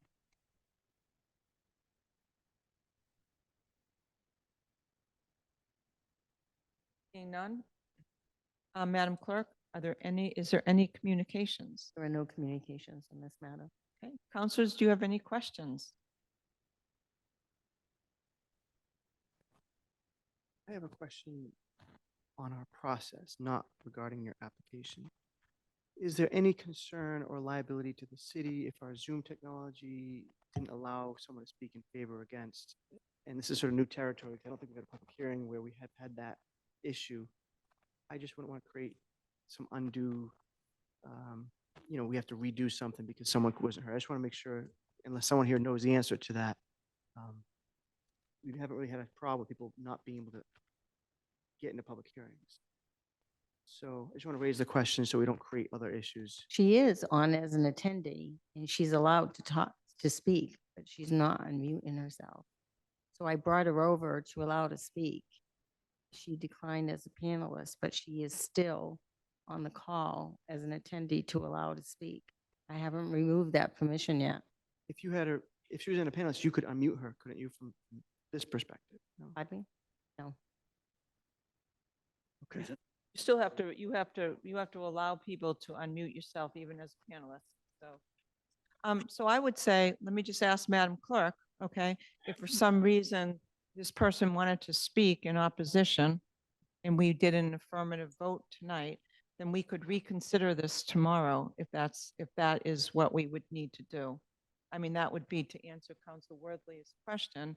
That would be the fair way to go. If for some reason she wanted to speak, if she was speaking in opposition, she's allowed to speak up to 15 minutes. So in fairness, I would just ask, this dropped out, she just dropped out. Okay. So we know who she is. Maybe we can try to reach her just to make sure, in fairness, in response to Council Worthley. But I think we should move forward because we've given her an opportunity. Do you not agree with that? She may not want to be approached, Okay. I wouldn't, Does everyone agree with could be that? harassment. Okay. That's fine. All right, that's fine with me. I'm just trying to be fair. So, sounds fine. So no more questions. So I'd like to close the public hearing and ask for the committee report from Councilor P&D Chair, Councilor Grow. Yes. On a motion of Councilor Grow, seconded by Councilor Gilman, Planning and Development voted 3 in favor, 0 opposed to recommend the City Council finds pursuant to section 1.8.6 that good cause exists.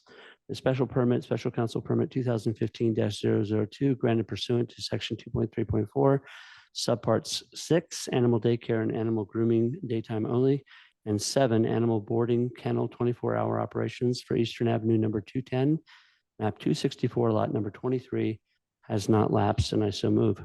Second. Motion's made by Councilor Grow, seconded by Councilor O'Neill. Is there a narrative, Councilor Grow? Yeah, we, as Attorney Haney indicated, he gave us fairly detailed information on the history of the permit and also the conditions of what happened subsequent to the passing of the owner of that original business. it's clear under 1.8.6 that there is good cause, sorry, there's not good cause. There is no good cause to the permit should be in effect. I'm sorry, I'm not being very clear. Between COVID, between the death of the owner, between the fact that it's only been 4 months since it's lapsed, I don't think we're in the business of putting people out of business. Making them go through the special permit process again would be unnecessarily expensive and time consuming and could jeopardize the ability of the business to continue moving forward. So I think we do what is decent and we continue to respect this permit and move forward. So I'll be supporting it. Thank you, Councilor. Any further discussion, councilors? Yes. Just Councilor full O'Neill? disclosure, I rent from Turner Farm Realty. And my gym is next door to the kennel in question, and I have watched them upgrade the property for the whole time that they have not rented it. It's always been open. People have been coming and going. And I just want to let people know that I do rent from them and I receive no extra added benefit by voting. So I will be voting for this. I have no conflict. Thank you. Thank you, Councilor. Council Memard. I just wanted to add that this facility is in my ward, in Ward 1 on Eastern Avenue. It's an important service to the community.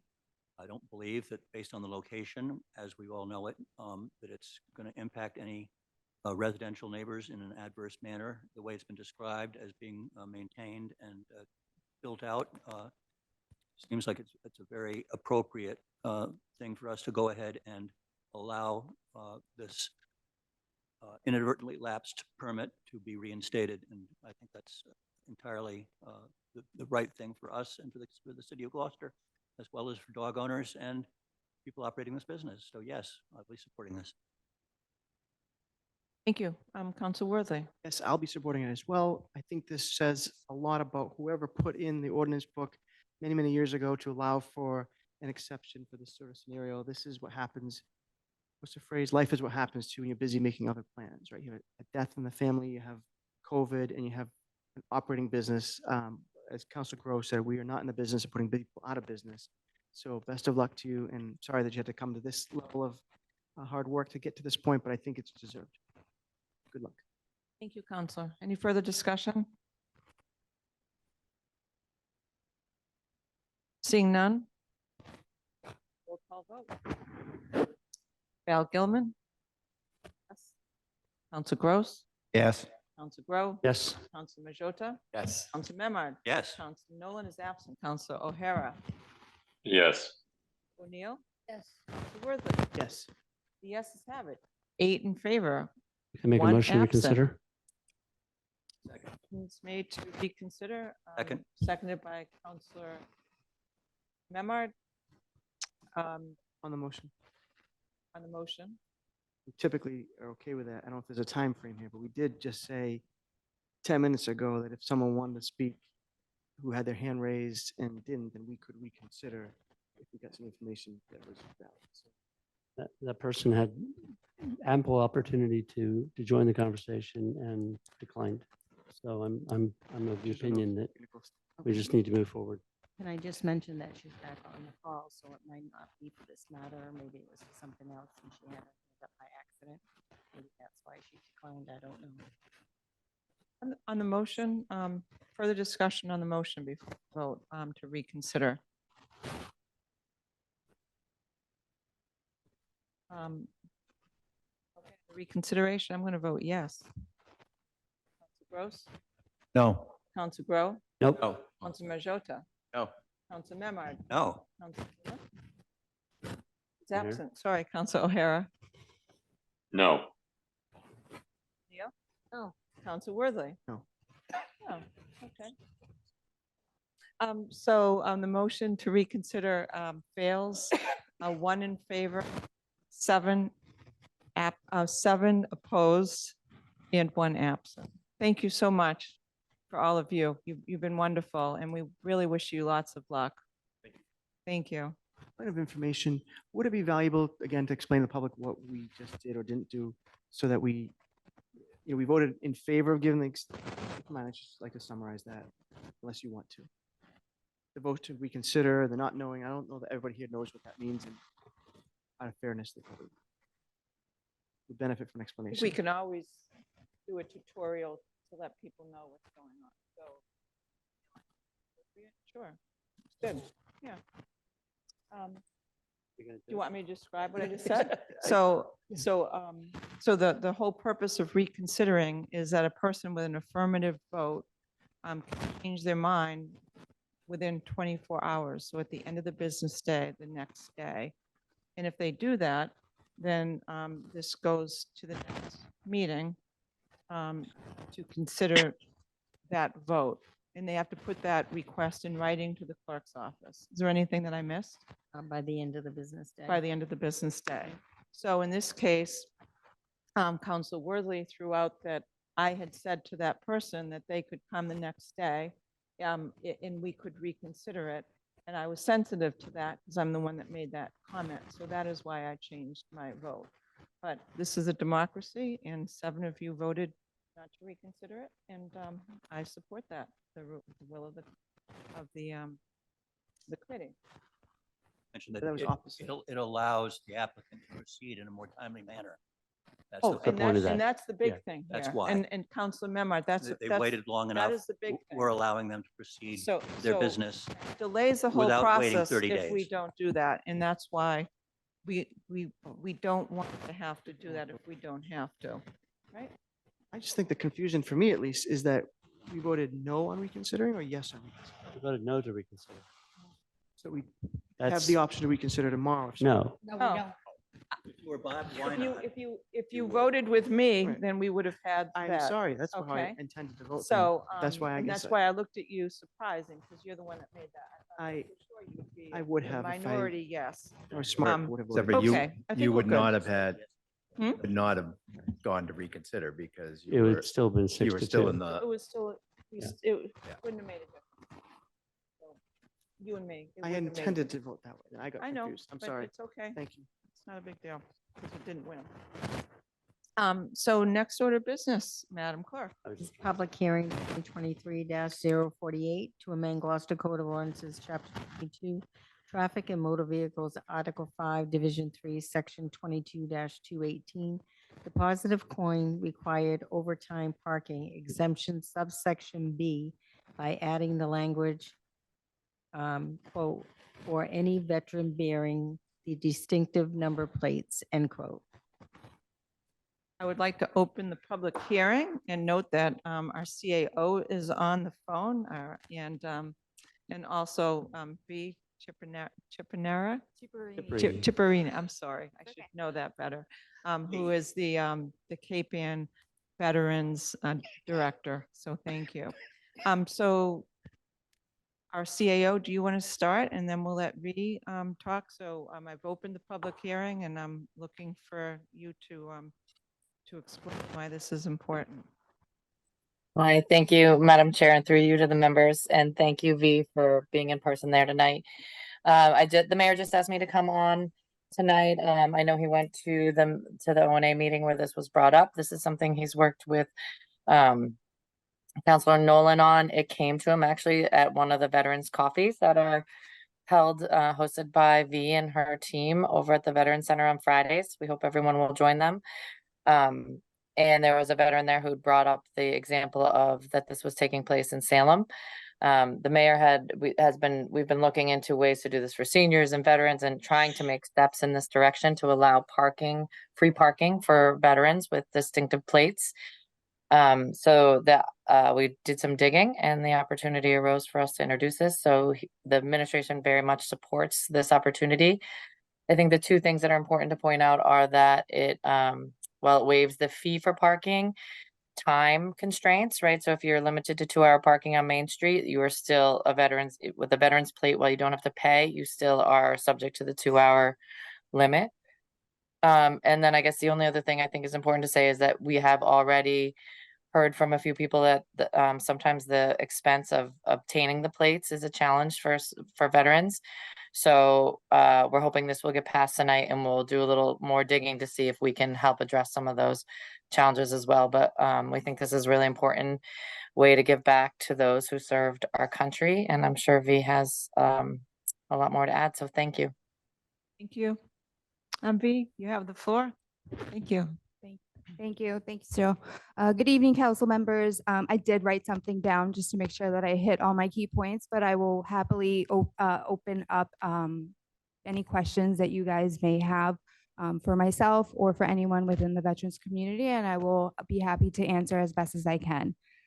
So first, I would like to thank you all for taking the time to be here today, and thank you for your efforts in allowing us to present this matter to share the meaningful importance of this ordinance. Free parking for veterans is a small gesture of gratitude from the city of Gloucester, expressing our appreciation for the service and sacrifices of our military men and women. Earlier this past summer, the city of Salem announced an immediate change to their city ordinance, and today I stand before you representing our veteran community and military families and asking the same. Free parking for veterans in the city of Gloucester. A population that raises their right hand in oath, fully knowing and understanding the debt being paid to our nation, deserves, at a minimum, free parking within their own home base. Gloucester has always been a welcoming community that honors and respects those that have served our nation when our country has needed us the most. I fully support and stand behind a proposal to waive kiosk and parking meter fees for vehicles owned and driven by disabled veterans and veterans bearing distinguishing plates as listed in the Registry of Motor Vehicles guidelines. This includes, but is not limited to, veterans and military license plates bearing a branch of service emblem, military awards such as the Bronze Star and Purple Heart, and disabled veteran license plates. These are decorative license plates offered to veterans and range from $0 to $100 to purchase after required documentation has been verified. A few years ago, a local and very well-known veteran within our own community was issued a parking ticket. This individual not only had a handicap place card placard, but also a disabled veteran plate. And yet this 80-something-year-old individual was issued a $50 parking ticket. $50 to you and I may seem not that much, but $50 for someone that has laid their life for our country and is on a fixed income is a lot. This parking ticket was eventually waived, but not until this 80-something-year-old individual marched up to City Hall and fought yet another battle. I stand before you all and ask on behalf of our military and veteran community to change the parking meter ordinance and include free parking for veterans. I'd like to send a special thank you to Councilman Nolan for his efforts and Mayor Verga for pushing this agenda forward without zero hesitation.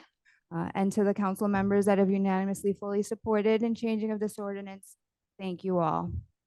And if you guys have any questions, I will happily elaborate further. Thank you, V. Anyone else like to speak in favor? Mark Nestor, welcome. Introduce yourself.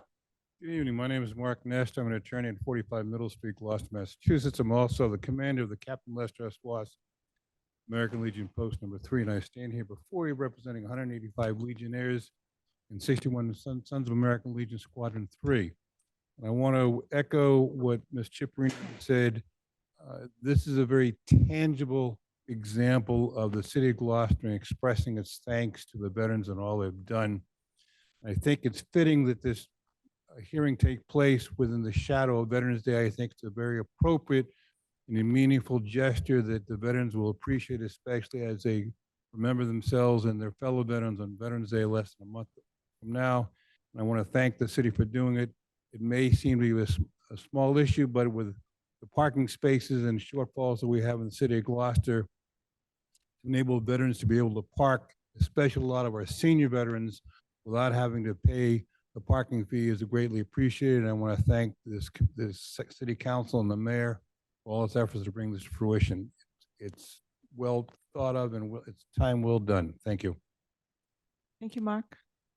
Anyone else like to speak in favor or in opposition? Okay, Mary Ann Boucher, would you introduce yourself? And you have 3 minutes to talk to us about this particular public hearing matter. I thank you, Mary Ann Boucher, 93 Mount Pleasant Avenue. I can think of nothing greater than to support all of our veterans. A few years ago, I fought to save, as you know, Mados Field in honor of a fallen veteran, and that didn't turn out in his favor. Although the children have a beautiful new school, I believe that we should always stand up and support all our veterans for their sacrifices for the freedoms of all of us, and especially what's going on right now. We're watching live on television what these people go through. At least we can do is give them a free parking space. I hope we do more, and I thank everyone who brought this forward. Thank you, V. We need to do more for our veterans on a daily basis. Thank you. Thank you. Anyone else like to speak in favor or in opposition? Seeing none, is there any communications, Madam Clerk? There are none. Councilors, do we have any questions to ask either our CEO, Jill Cahill, or V? I do have a question for V, I believe. This is long overdue, obviously, I'm going to support this. But you mentioned special license plates that the veterans would need to have. Aren't those expensive, like a vanity plate? And is there a way they're not? Okay. There is a fee that is involved with some of them. Bronze Star, Silver Star, Purple Heart. There are some metal vanity plates that are of no charge, but there are some those that have the military emblem or the American flag. Things to those extents can range anywhere from $0 to $40. And in some cases, $100 for the purchasing of the flags. These are small logistical changes that we may consider in the future, but to at least get the process rolling for our service members, especially because Veterans Day is right around the corner. It would be a very small gesture to initiate this process and then work out the smaller kinks of maybe working with technology and maybe having some sort of registry system where we can get service members who can verify that they are a veteran but cannot afford the purchase of these vanity plates to have their actual license plates that are registered to their vehicle somehow processed into the system so that it would not necessarily ping if they are not in compliance with parking meters. Maybe a sticker, like when you update your registration, you just get a sticker, or something like that. What, Right. Yes, so that is something that I believe the city of Beverly or the town of Beverly is working on, the sticker process. I don't, I'm sure that we can come up with a couple different options that would be better suited for individuals who cannot afford some of these vanity plates. But again, it's just a small gesture to get the ball It's rolling. a very small gesture. Thank you. Thank you. Thank you, V. Any further questions? Council Worthy?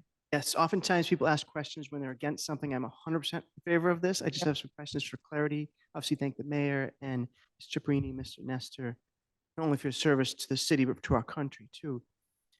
In the language of this, I read it and I heard you say this is to allow Gloucester veterans a chance to park for free.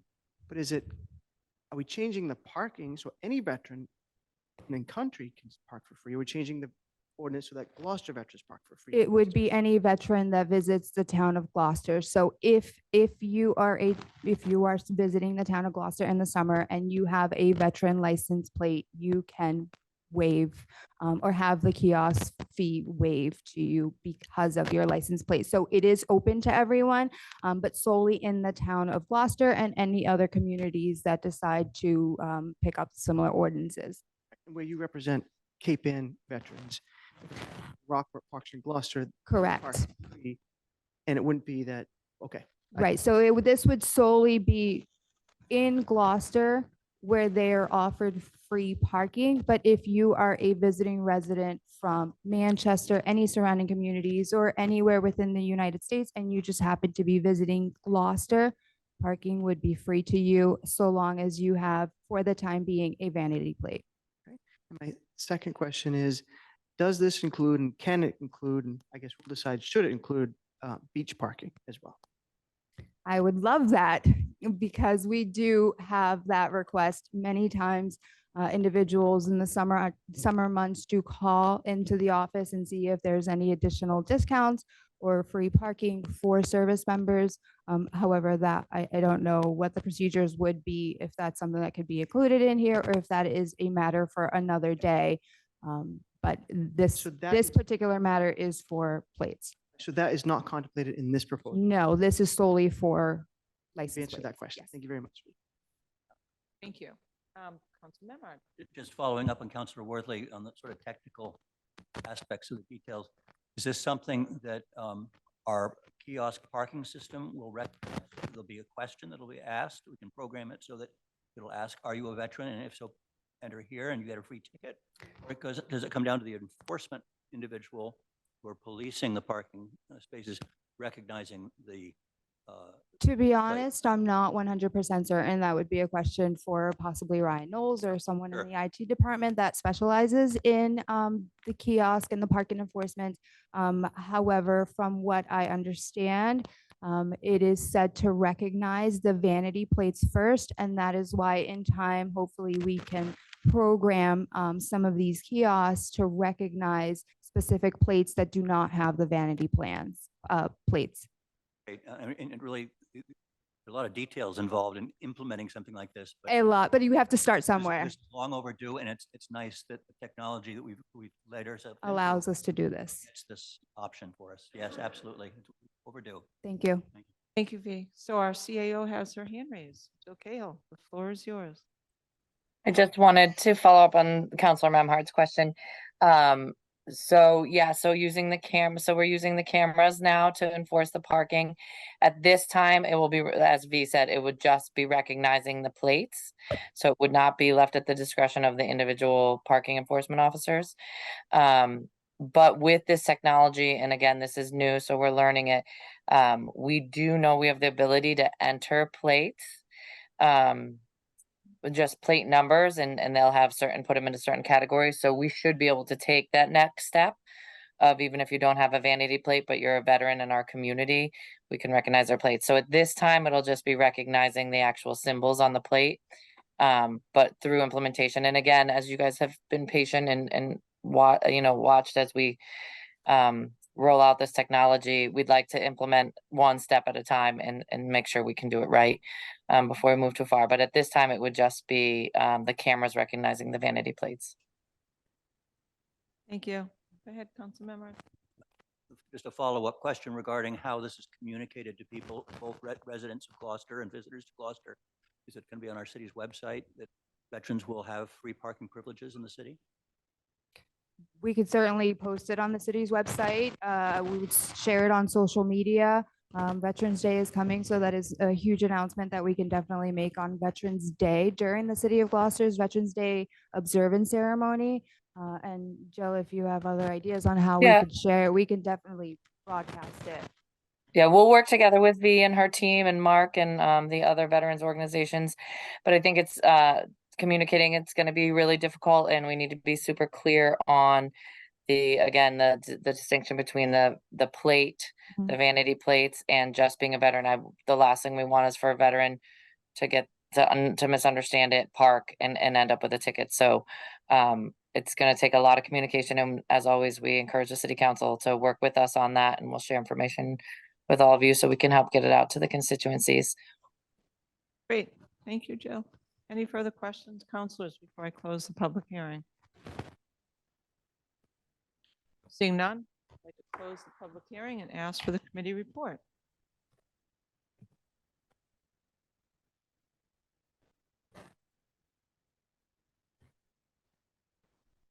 Councilor O'Hara? Yes, I'm sorry.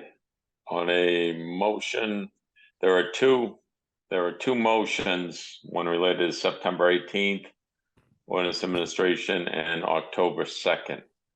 This first one, ordinance administration voted on a motion by Councilor Nolan, seconded by Councilor Majota. The ordinance administration subcommittee voted. Roll call, 3 in favor, 0 opposed, to recommend that the city council amend Chapter 22, Traffic and Motor Vehicles, Article 5, Stopping, Standing, Parking, Division 3, Parking Meters and Parking Kiosks, Section 22-218, Deposit of Coins Required Overtime Parking Exemption as follows. Section 22-218, Deposit of Coin Required Overtime Parking Exemption. A, when a vehicle is parked in a parking space for which a parking meter and/or parking kiosk has been installed under this division, the driver shall, upon entering the parking space, immediately deposit in the meter or kiosk appropriate monetary amount as indicated by the instructions on the meter and/or parking kiosk. It shall be unlawful for any person to fail or neglect to pay such amount. Upon such payment, the parking space may then be used for such vehicle during the time prescribed in this division, according to the sum thus deposited. The vehicle shall be unlawfully parked if it shall remain in such space beyond the period of time which the driver shall have paid such amount in the meter or kiosk. It shall be unlawful for any person to cause any vehicle to be unlawfully parked as provided in this section. B, no parking meter or parking kiosk fee shall be exacted under subsection A of this section, nor shall any penalty be imposed for failure to pay such fees for the parking of any vehicle owned and driven by a disabled veteran, adding, or any vehicle bearing the distinctive number plates, or by a handicapped person and bearing the distinctive number plates authorized therefore by MGL C92, and I so move. Second. A motion's made by Council O'Hara, seconded by Councilor Majota. Is there a narrative, Councilor O'Hara? No, I think it's been pretty well discussed. Okay, further discussion, councilors? Councilor Worthley and then Councilor O'Neill. You want to suspend the rules to go back to questions? Your question informs. That's your decision. I'm fine at this point. Okay. Let's have you and then Councilor O'Neill can ask her question. Okay. Firstly, I think we should commend the mayor's office, and oftentimes over history, we don't have mayor's offices sort of proposing ordinance changes for the council, and I think this is a good move that he's done, and I love that this has been supported by the veterans organizations, our office, and Mark Nestor. And like Councilor Memhard said, it's long overdue. It's literally the least we could do. So I'll certainly be supporting it, and maybe down the road we can consider some sort of discounted or free beach parking for veterans. I know this doesn't contemplate that, but that's something I think we should consider at some point. So great work, everybody. Thank you. Councilor O'Neill.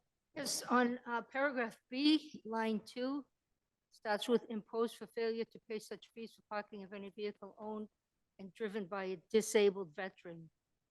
Did you mean to say disabled veteran or just veteran?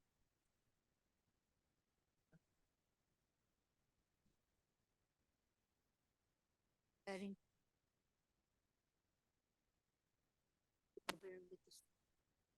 Okay. All right, thank you.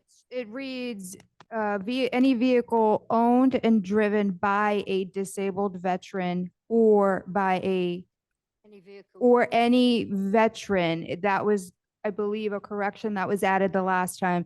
Any veteran bearing the distinctive number plate. So it's a disabled veteran or anyone bearing the distinctive Okay, thank you. plates.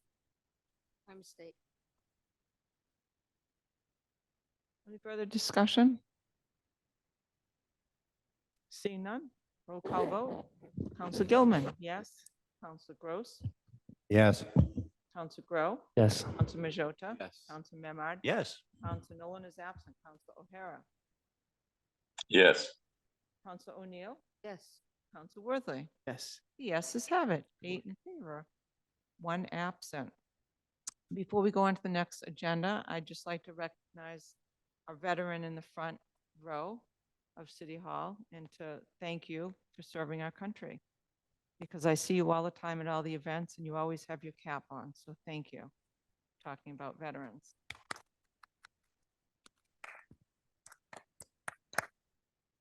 Okay, next order of business, Madam Clerk.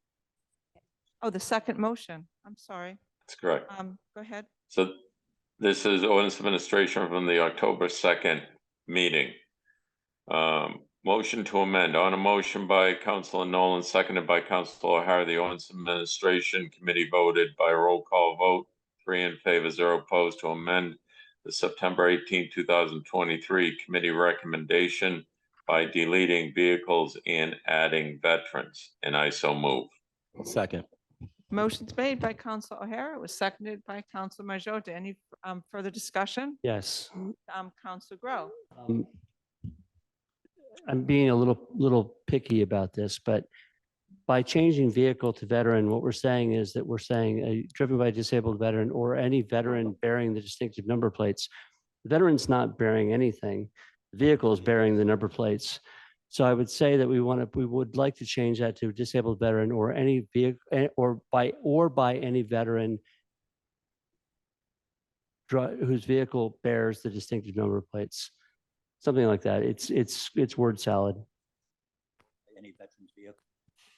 No, I think we should buy any veteran driving a vehicle with the distinctive number plates. So if I could, I'd like to make a motion to amend. Does that sound okay? Okay, Okay. so make the motion to amend, Council Grow. Still in discussion? Well, Because I think we're overdoing it. If It you- only needs yeah. to say, in all of the red, it only needs to say, or any veteran. Because at the end of the sentence, it says, and bearing the distinctive number plates authorized. I guess that's for handicap. Fair enough.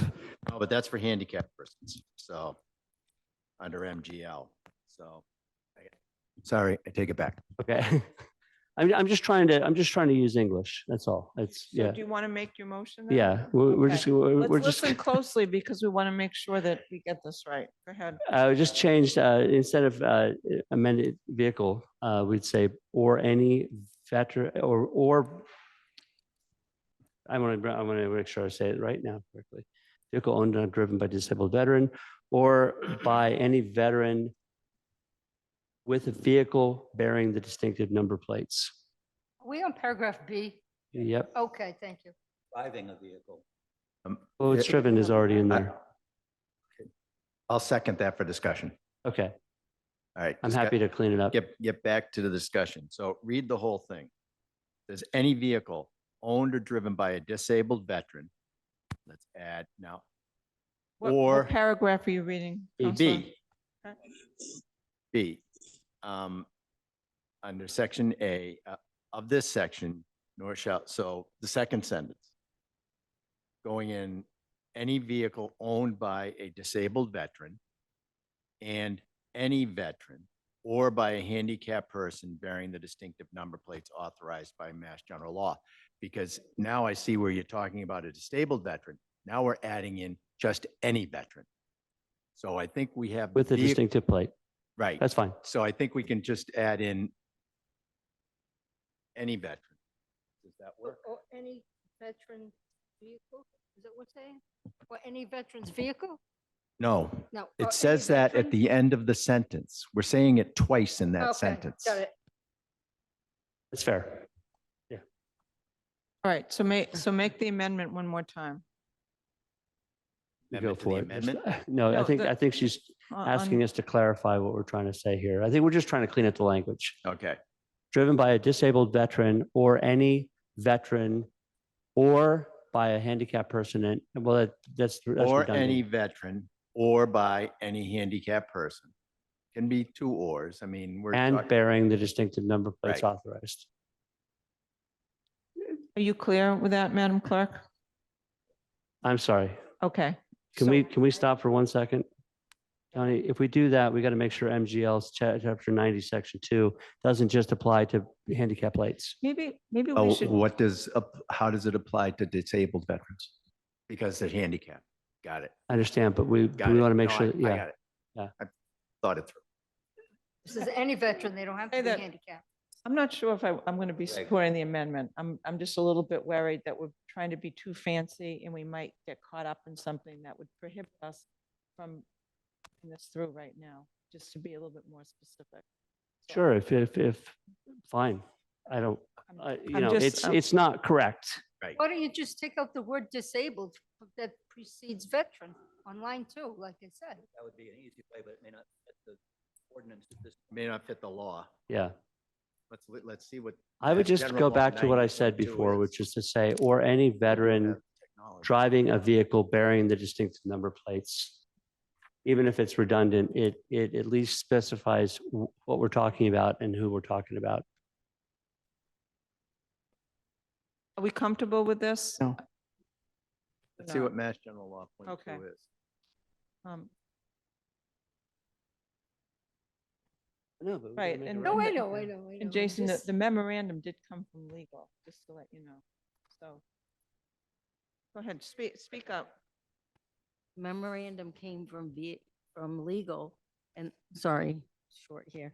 And also, V was just saying that that language is in the Registry of Deeds. Okay. I'm a Registry of Then Motor I'll Vehicles. back off and withdraw my amendment. Yeah, That's fine. that language is in the Registry of Motor Vehicles because she was going to read it. and Fair I- enough. I'm good. Okay. Okay, Withdrawn. so we're And good. So now we're back to the main motion. for the record, Mass General Law 90.2 just pertains to all vehicles. Okay, so we're back to the main motion on October 2nd, 2023. Correct, everyone? Fair enough. Okay, so, and who made, so the motion was, who was it made by? Out of committee, Council O'Hara, and seconded by Council Majota. The Ordinance and Administration Committee voted by roll call, 3 in favor, 0 opposed, to amend the September 18th, 2023 committee recommendation by deleting vehicle and adding veteran. And it was moved and seconded. Okay, so we're clear? We're good. Good. All right. So roll call vote. Council Gilman, yes. Council Gross, Absolutely. Council Grow, You betcha. Council Majota, 100%. Council Memard, Yes. Council Nolan is absent, Council O'Hara, Yes. Council O'Neill, Yes. Council Worthley. Yes. The yeses have it, 8 in favor, 1 absent. Good job. Next order of business, Madam Clerk. Public hearing 2023-049 to amend Gloucester Code of Ordinances, Chapter 2, Administration, Article 5, Division 9, Clean City Commission, Section 2-503, Subsection A, Established Terms, Compensation, by deleting the word 7 and adding the word 5. I'd like to open the public hearing and ask if there's someone that would like to speak in favor. Seeing none, is there anyone that would like to speak in opposition? Seeing none, are there any correspondences, Madam Clerk? There are none. Are there any questions, counselors? Seeing none, I'd like to close the public hearing and ask for the committee report, once again from Council O'Hara. On a motion by Councilor Nolan, seconded by Councilor O'Hara, the Ordinance Administration Committee voted by roll call 3 in favor, 0 opposed, to recommend that the City Council amend the Gloucester Code of Ordinance, Chapter 2, Administration, Article 5, Boards, Commissions, Councils, and Committees, Division 9, Clean City Commission, Section 2-503A, establish terms compensation by amended as follows. There shall be in the city a commission known as the Gloucester Clean City Commission, hereinafter called the Commission, which shall consist of delete 7, add 5 members and 2 alternates appointed by the mayor and approved by the city council to serve without compensation, and I so move. Second. Motion's made by Council O'Hara, seconded by Council Grow. Is there a committee report? Council O'Hara. I think this is pretty straightforward. I think the mayor's office is looking to, with the problem with filling positions, moving the numbers to a more reasonable number so that they can have meetings. Thank you. Further discussion, councilors? Seeing none? Roll call vote. Council Gilman, yes. Council Gross?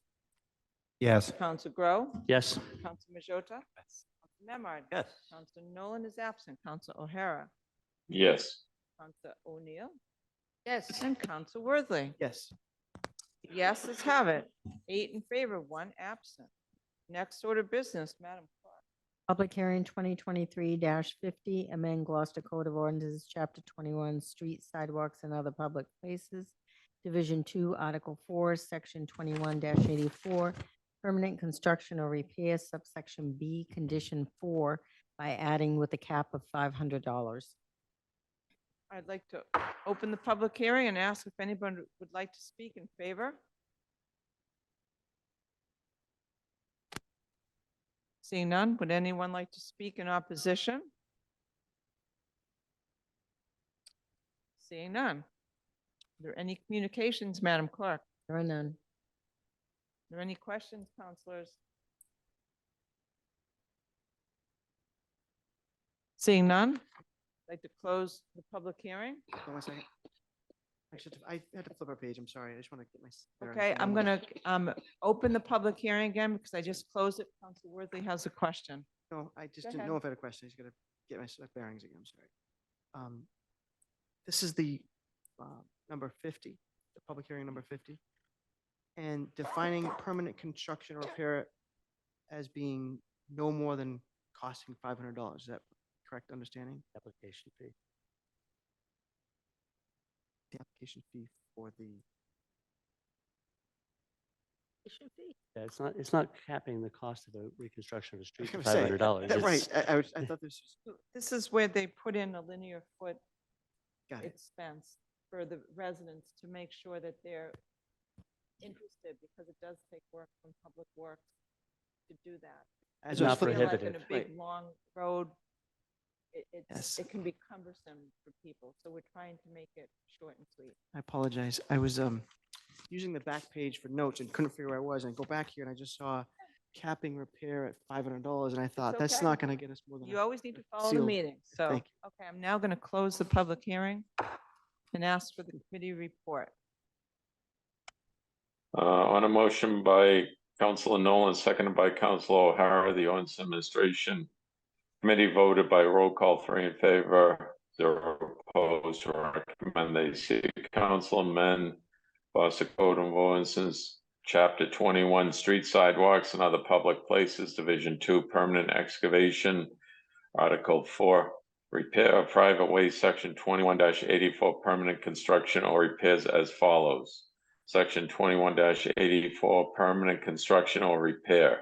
B, abutters to a private way shall begin the process of seeking permanent repair to the private way by submitting a petition to the city clerk signed by no less than 75% of the abutting owners to the private way. Petitioners shall use only official petition forms available from the city clerk's office upon request.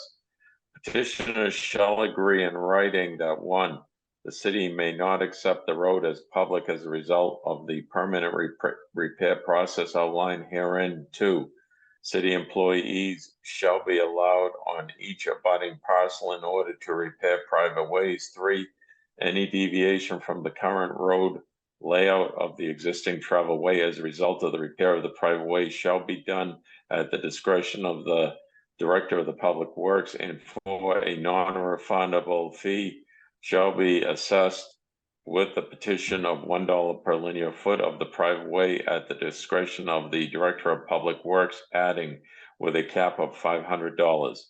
Petitioners shall include the name and contact information for no less than 3 primary contact persons who also shall be abutting owners. In order to proceed, the city clerk must certify all signatures on the petition as submitted, and I so move. Motion made by Council O'Hara, seconded by Council Grow. Is there a committee report, Council O'Hara? This is I'm hopefully. sorry, I meant to say narrative. I'm sorry. Yeah, this is hopefully to just make it a little easier, more economical for neighborhoods who want to go through the betterment process to make it happen at a more economical dollar value than the $1 per foot. Thank you. Further You're welcome. discussion, councilors? Council Gross. Yeah, since Councilor Nolan's not here, I'll just, some of his comments were, that could be streets that are like 2,500 feet long and only have 10 residents on them. And that could be, a considerable amount for a reasonable amount of money would be $500 for that. And so that was why this came about, why this was brought forward. So I think this is a good move to have this as a cap of $500. I know on my street we paid $1,800 because we were 1,800 feet long. But that was the way it was then, and I think that this is a good move forward, and it'll help people in the initial stage, because this money gets rolled into the it's non-refundable if they back out, but if they go forward with the process, this money gets applied right directly towards that. Thank you. Further discussion, councilors? Council Memard. I'd just like to follow up on Councilor Gross's comments that going through a betterment process, as I've done now 4 or 5 times, and trying to do a couple more, this linear foot entry fee, so to speak, is sometimes confusing and intimidating to people just in the process of getting their betterment application rolling. Step towards simplifying it, and some people are concerned about their total exposure and their total cost going into a project like this. This is helpful, and it sets a cap and a limit to what they anticipate just to get started on the project. So this is great. Thank you. Any further discussion? Seeing none. Roll call vote. Council Gilman, yes. Council Gross. Yes. Council Grow. Yes. Council Majota. Yes. Council Memard. Yes. Council Nolan. No, Not he's here. absent. Sorry. Council O'Hara. Yes. Council O'Neill. Yes. Council Worthley. Yes. The yeses have it. 8 in favor, 1 absent. Next order of business, Madam Clerk. It's public hearing 2023-036 to amend Gloucester Code of Ordinances, Chapter 22, Traffic and Motor Vehicles, Article 6, Traffic Schedules, Section 22-270, Parking Permitted at All Times, in Section 22-291, Tollway Zones by adding Washington Street westerly side from its intersection with Centennial Avenue in a northerly direction for a distance of 110 feet. And this public hearing was continued from July 1st, 2023 City Council meeting. I'd like to open the public hearing and ask if anyone would like to speak in favor. Madam Chair, would it make sense if I could speak in general about all of these public hearings, and then I think we need to do it individually, in my opinion. and So, should I be speaking in favor as they're my orders for each of them? I guess it's the order maker on City Council, so I would. Councilors, does anyone have an objection to that? Or do we wait to discussion for that? Usually this is for the public, right?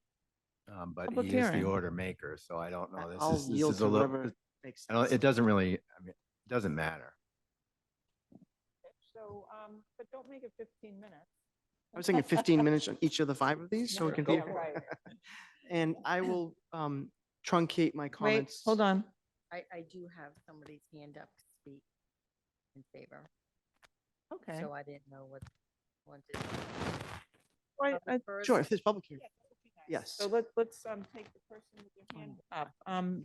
If you would like to speak in favor or in opposition, welcome. would you say your name and address?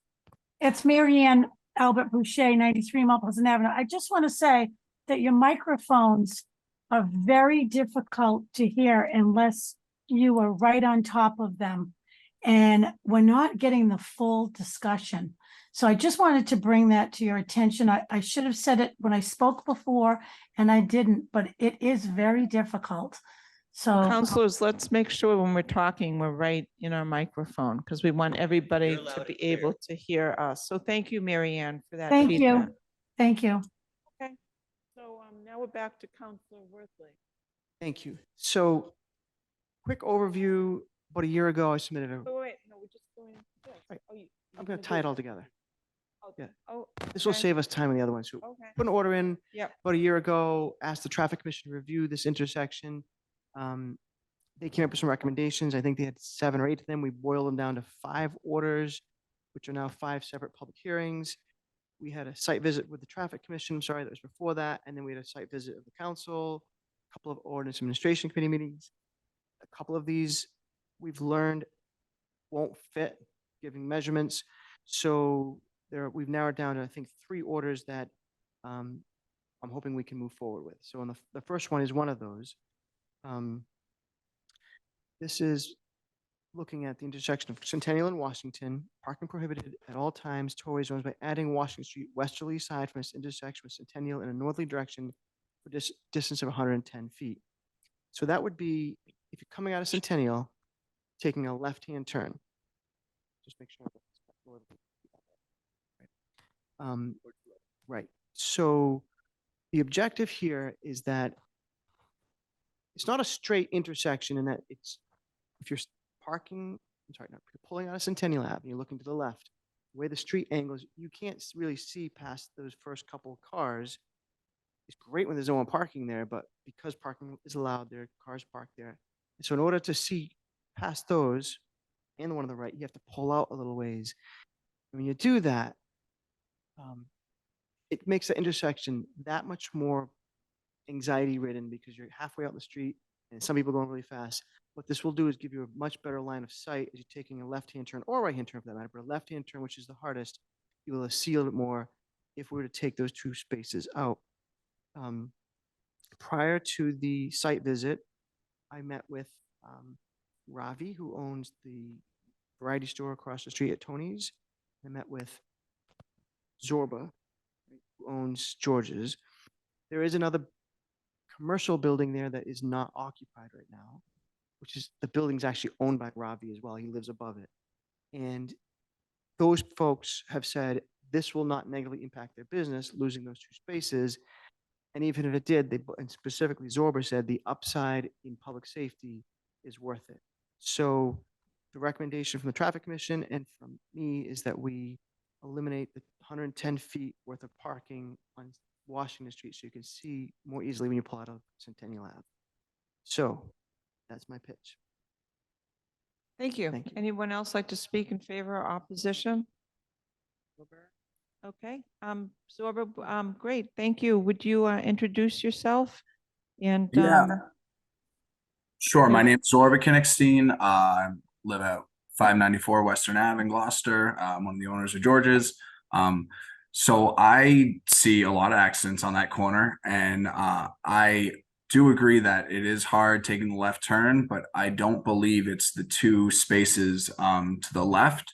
I think it's more the vision to the right because the way the road bends, the amount that you have to pull out onto Washington, you can see to the left all the way up the street. You cannot see to the right. So we're just talking about this first of the 3, right? Right, we're listening to your opinion on this, so this is very helpful. Yeah, so I believe that the issue is taking a left turn out of Centennial. And I don't really believe that eliminating the 2 parking spaces to the left would be the thing that would correct the issue. Thank you. Thank you. So is there anyone that would, is there anyone else that would like to speak in favor or opposition? Seeing none, are there any correspondences, Madam Clerk? There are none. Are there any questions, counselors? I have a question. Westerly side from its intersection with Centennial Ave, westerly side coming out of Centennial Ave, does that mean the 2 parking spaces in front of George's? No. Counselor Neal, if I you're on mean- Cent- Okay. if you're on Centennial, Yeah, no, I see it right Okay, here on perfect, his okay. thing. And 110 feet. How many car spaces is that? Do you want to Cars are screenshot 50 feet this? long? You we'll, wanna screenshot we'll that? be roughly lose 2 parking spots because there's a fire hydrant there in a crosswalk. So it would be, in Okay. all, 2 total parking spots will be lost. Okay, thank you. Are we in questions or comments? We are in questions. Any further questions on this? Seeing none, I'm going to close the public hearing and ask for the committee report from Council O'Hara. Thank you. I'll read this, but just a note as Marianne Boucher, if you could, because I am hearing the same thing. If everyone could speak right into the microphone, because even since Marianne, people are obviously pulling away because I can't hear you. So I will continue. On a motion by Councilor Nolan, seconded by Councilor Majota, the Ordinance Administration Committee voted by roll call, 0 in favor, 3 opposed. That being Nolan, Majota, O'Hara, to recommend that the City Council amend GCO Chapter 22 Traffic and Motor Vehicles, Article 6, Traffic Schedule, Section 22-270, Parking Prohibited at All Times, in Section 22-291, Tollway Zones, by adding Washington Street, Wesley Side from its intersection with Centennial Avenue in a northerly direction for a distance of 110 feet, and I so move. Second. Motion was made by Council O'Hara. It was seconded by Council Majota. Hope this is loud enough, everybody listening. Is there a discussion? Council Worthley is first. Thank you. I just want to clarify, Zorba, thank you for correcting that. Later on in the agenda, we do have that one spot in front of the restaurant. This is the 2 on the other side. And I misspoke when I said that you supported this one. I know you supported the one in front of the restaurant. I should make sure that is clear. The second part, and I think Councilor Majota illustrated, even though we're looking at 110 feet, we're not looking at 110 feet of parking because there's a crosswalk, 2 parking spots, fire hydrant, and a driveway. So we're really talking about the 2 parking spots that are directly in front that really come up to the crosswalk and into the intersection. So I do support it. I know that there was a negative vote out of the committee. I still appreciated the site visit that we did, and I think there was Councilor Gross, Majota, Councilor Gilman, Grow, O'Hara, and myself were there for the site visits. Did I miss anybody? No, for the site visit. And there was a lot of good questions asked too. Thank you, Councilor Majota, for your input on that too. Very helpful. Council Grow. Yeah, I'm not going to support this. I think the original intention of this this particular motion was to couple up with the right turn only turn, which I understand is being withdrawn tonight. So as I'm sorry, Zorba, I apologize, I don't remember your last name, spoke to, based on my site visit and my experience with this particular intersection, removing those two parking spots on that side of the street on that location doesn't, to me, greatly benefit the overall visibility of being able to pull out. I mean, as long as people park appropriately where they're supposed to, you know, I'm much more inclined to support the 30-foot change on the corner that abuts George's Restaurant. But I don't think that we're seeing a significant change in the visibility or safety of the intersection, but we are losing 2 spaces. And as we all know, parking spaces are, you know, gold, and I'm going to be more inclined to say no to this one. Thank you. Council Majota. I will not be supporting this, being the Ward 3 counselor. This being right smack in the middle of Ward 3, driving this road every single day. I understand why Councilor Worthy is doing this, but I don't believe eliminating the parking spots, especially, I'm not speaking for Councilor O'Neill, but Ward 2 and Ward 3 being very condensed, parking is difficult to find. So I will not be supporting this. Thank you. Anyone else on the motion? Project. Who's that? The Board of Georges and parking's hard to find. What is going on? Oh, he was still on as an attendee. Oh, okay. Councilor Gilman? Yes. Yes, Wait. can I speak? I've just called on Council Gross, so I'll come back. Fine. I'll come to you. right Not a after problem. Councilor Thank you. Gross. Thank you. The 110 I think is excessive, but pulling out of Centennial Avenue on, a few occasions in the last couple of weeks where there's been either a tall vehicle, either whether it's just a regular pickup truck, because they're all very tall now, or it's an SUV that's parked legally. I don't know, is it 10 feet back it's 20 feet from a corner, 10 feet from a crosswalk. It's not enough, because that is, as opposed to the other side, the cars coming are on the opposite side of the street. You have a much greater sight line, and this corner actually swings back. It goes back. It can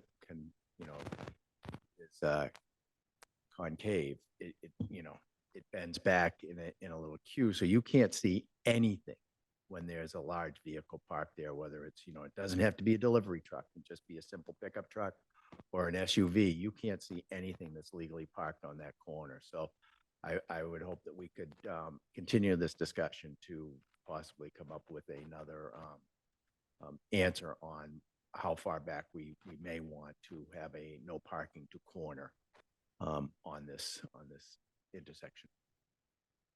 110, I think it's a little excessive, but I think we can compromise. I have a technical question. Someone might know here.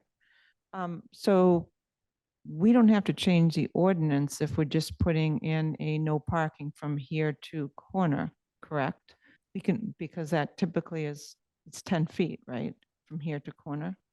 Isn't that, so I think that is normal, that is okay. And we can put a sign up with that without needing to change the ordinance. What I'm saying is there's a sign there now, and it's Oh. not adequate.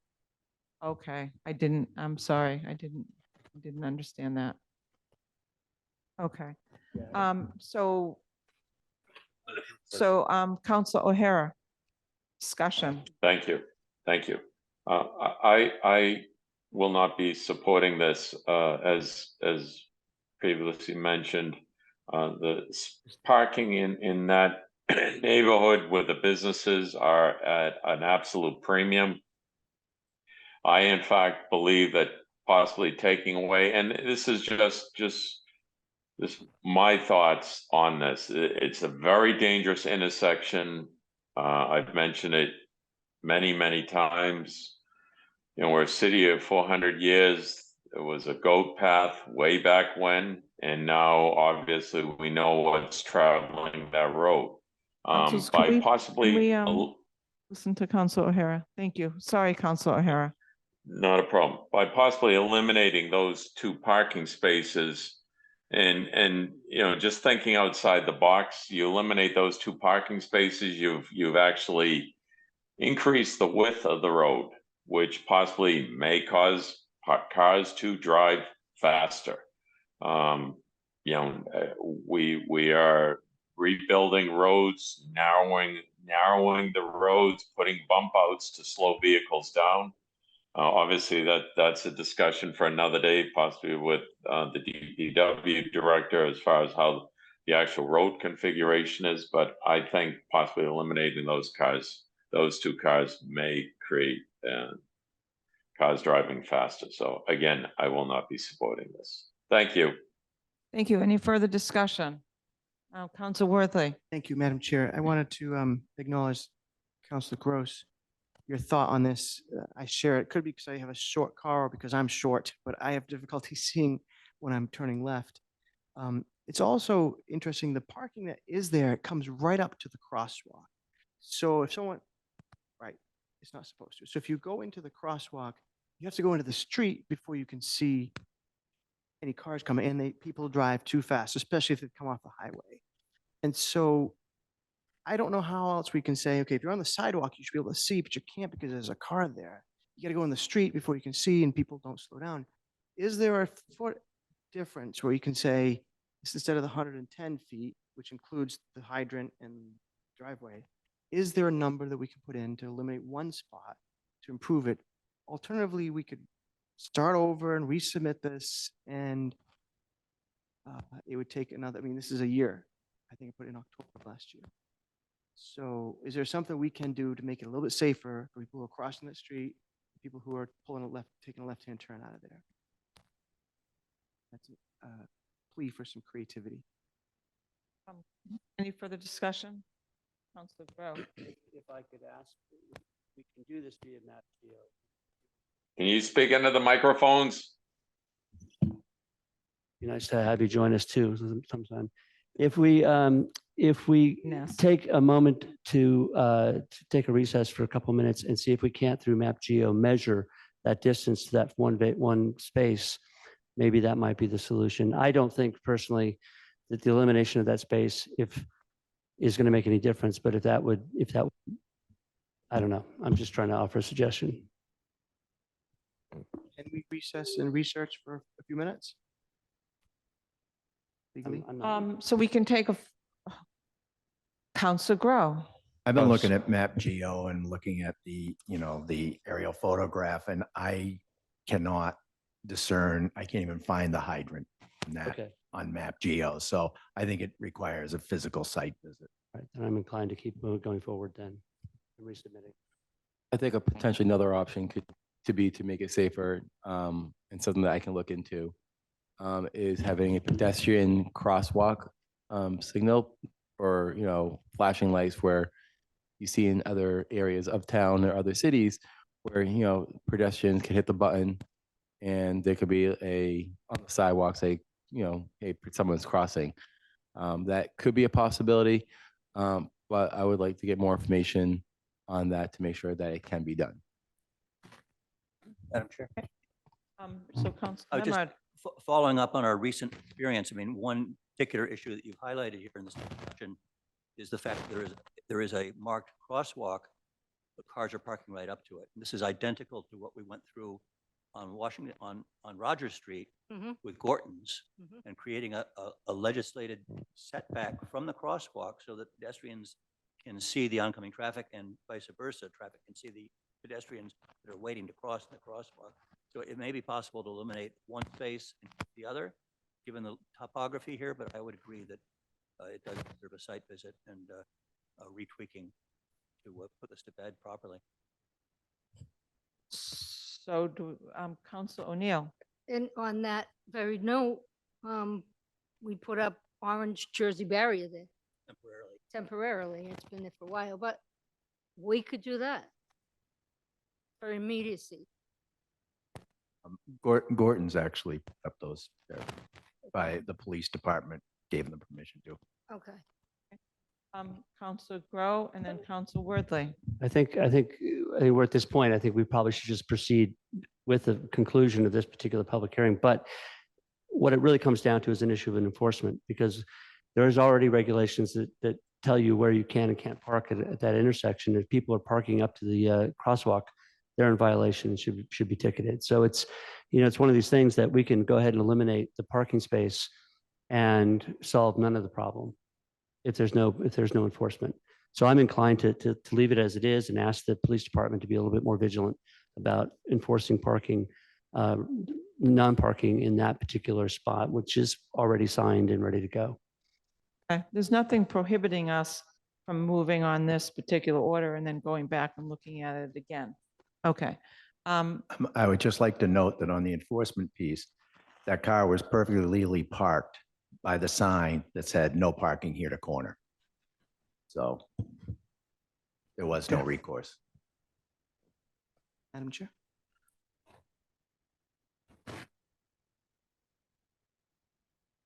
So my issue right now, just so I'm transparent with everybody, is that we've never looked at the questions that came out of the site visit. And we said at O&A that we were going to do it tonight.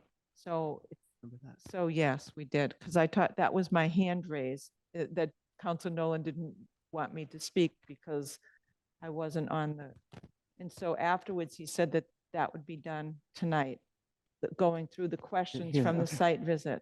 And that's my issue right now. I just want to make sure, not as much for this particular one, but for some of the other ones we're talking about, we never looked over those, and we agreed that we would go through those questions and answers. When was that agreement made at O&A? The meeting was agreed?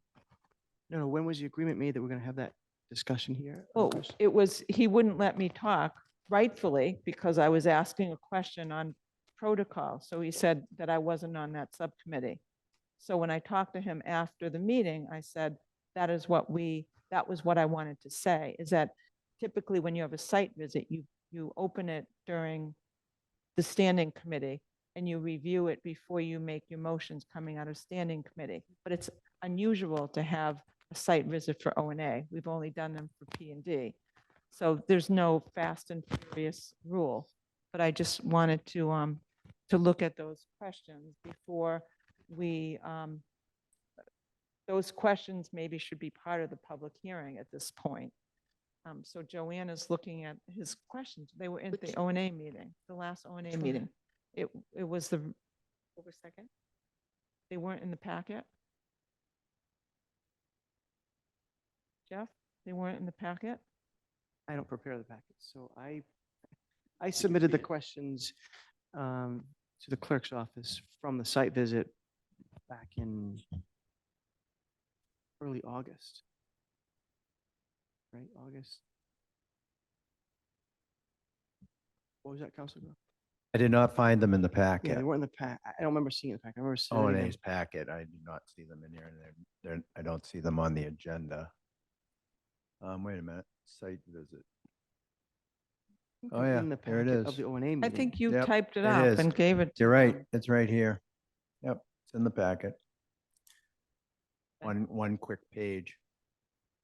So in fairness to this question, can you at least look through that list of questions and see if any of them pertain to this particular ordinance section that we're looking at right now, to make sure that we get an answer to that before we, The 7 vote. questions. You want me to read them?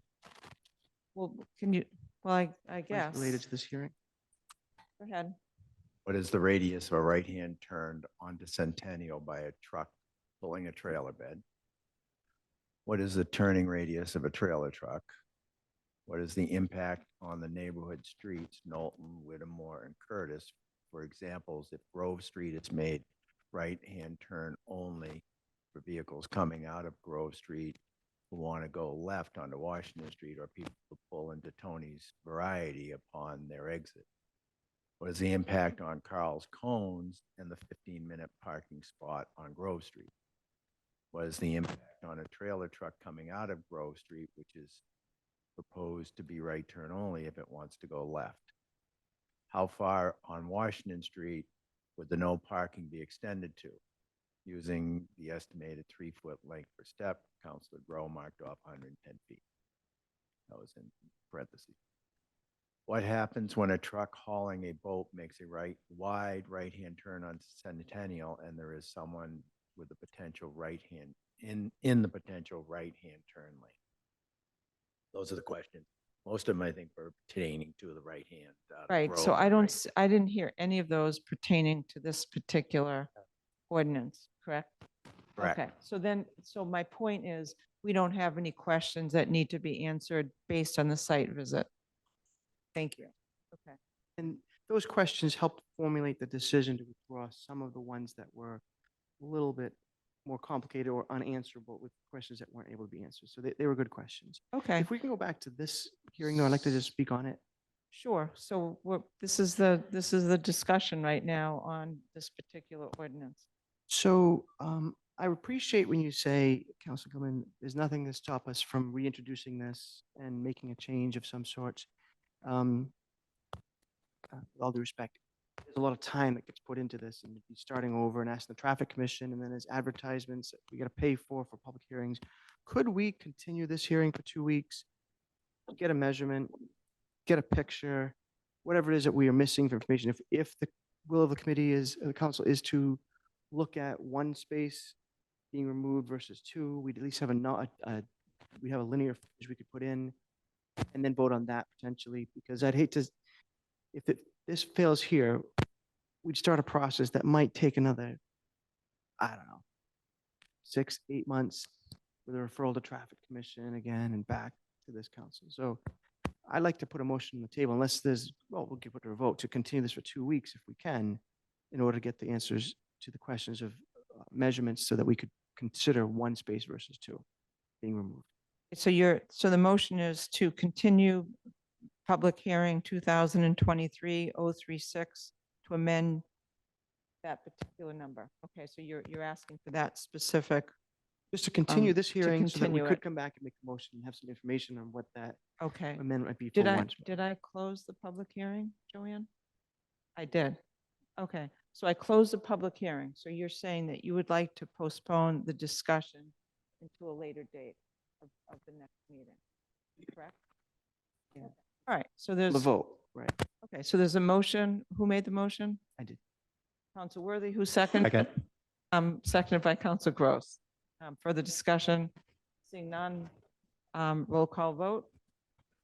Gilman, yes. Council Gross? Yes. Council Grow? Yeah. Council Majota? Yes. Council Memard? Yes. Council Nolan is absent. Council O'Hara? Yes. Council O'Neill? Yes. Council Worthy? Yes, and thank you. The motion passes to continue it to the next meeting. 8 in favor, 1 absent. Next order of business, Madam Clerk. The next meeting, I just want to mention the date would be October 24th. Thank you. Thank you. There's not a public hearing on that one because we closed the public hearing. That is It's correct. Just the vote. Yep. And discussion. Public hearing 2023-038 to amend Gloucester Code of Ordinances, Chapter 22, Traffic and Motor Vehicles, Article 6, Traffic Schedules, Section 22-277, 1-hour parking generally by deleting Washington Street at its intersection with Centennial Avenue from its southwesterly corner to its first utility pole. And this was continued from July 11, 2023. I'd like to open up the public hearing and ask Council Worthy to introduce this topic. Thank you. This hearing and the next one are tied together. And this is specifically the spot in front of George's if you're coming out of Centennial Ave on the right-hand side, so that we would have to eliminate the allowing of 1-hour parking in order to then move it up 1 spot in the second. Right?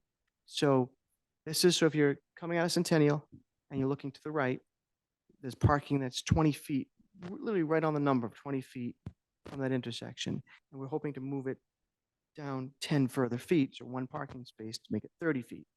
What we need to do is, in this first one, is to eliminate the spot, and the next one is to move it 10 feet.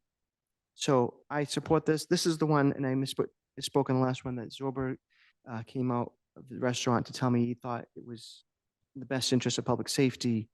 And I really respected that it could negatively impact his business, and he still thought it was important to do. And I don't want to put words in his mouth, so if he's here and wants to say that specifically, I'd be happy to hear it. But to be clear, this is that spot. Thank you. Anyone else like to speak in favor? Zorba, you're back. Could you reintroduce yourself? Yes, my name is Zorba Kinnickstein. I live at 594 Western Ave. I'm one of the owners of George's. And so I agree with removal of 1 parking space so people can see better around the corner. However, I think without a crosswalk there, people will continue to park there, just like I observe them parking right in front of the sign that says "Do not park from here to corner" frequently. So I really think the issue is the speed of people driving towards the Rotary on Washington Street. And someone mentioned earlier, possibly like a blinking light with a crosswalk sign. And also just from myself crossing the street and seeing my guests try to cross the street, we have a lot of foot traffic. And to get people to walk from the other side of Washington over 3 different crosswalks to get to George's is an unlikely thing to occur. So I do support losing that one parking spot in an effort to be able to have people see around the corner. But I think without a crosswalk there, it's not really going to fulfill the goal of being safer. I think without getting cars to slow down, it's still going to be a dangerous intersection. And I know it's not this matter, but I think maybe making Curtis a one-way in the other direction would allow people to make a left turn onto Washington where they have sight lines in both directions. Thank you. Anyone else like to speak in favor or in opposition? Seeing none, are there any correspondences, Madam Clerk? No, there are none. Are there any communications? I just said that. Are there any questions? And are any of those questions, Tony, that you had read from the site visit pertaining to this particular? No, seeing none. Any further questions on this, councilors? Seeing none, I'm going to close the public hearing and ask for the committee report from Council O'Hara.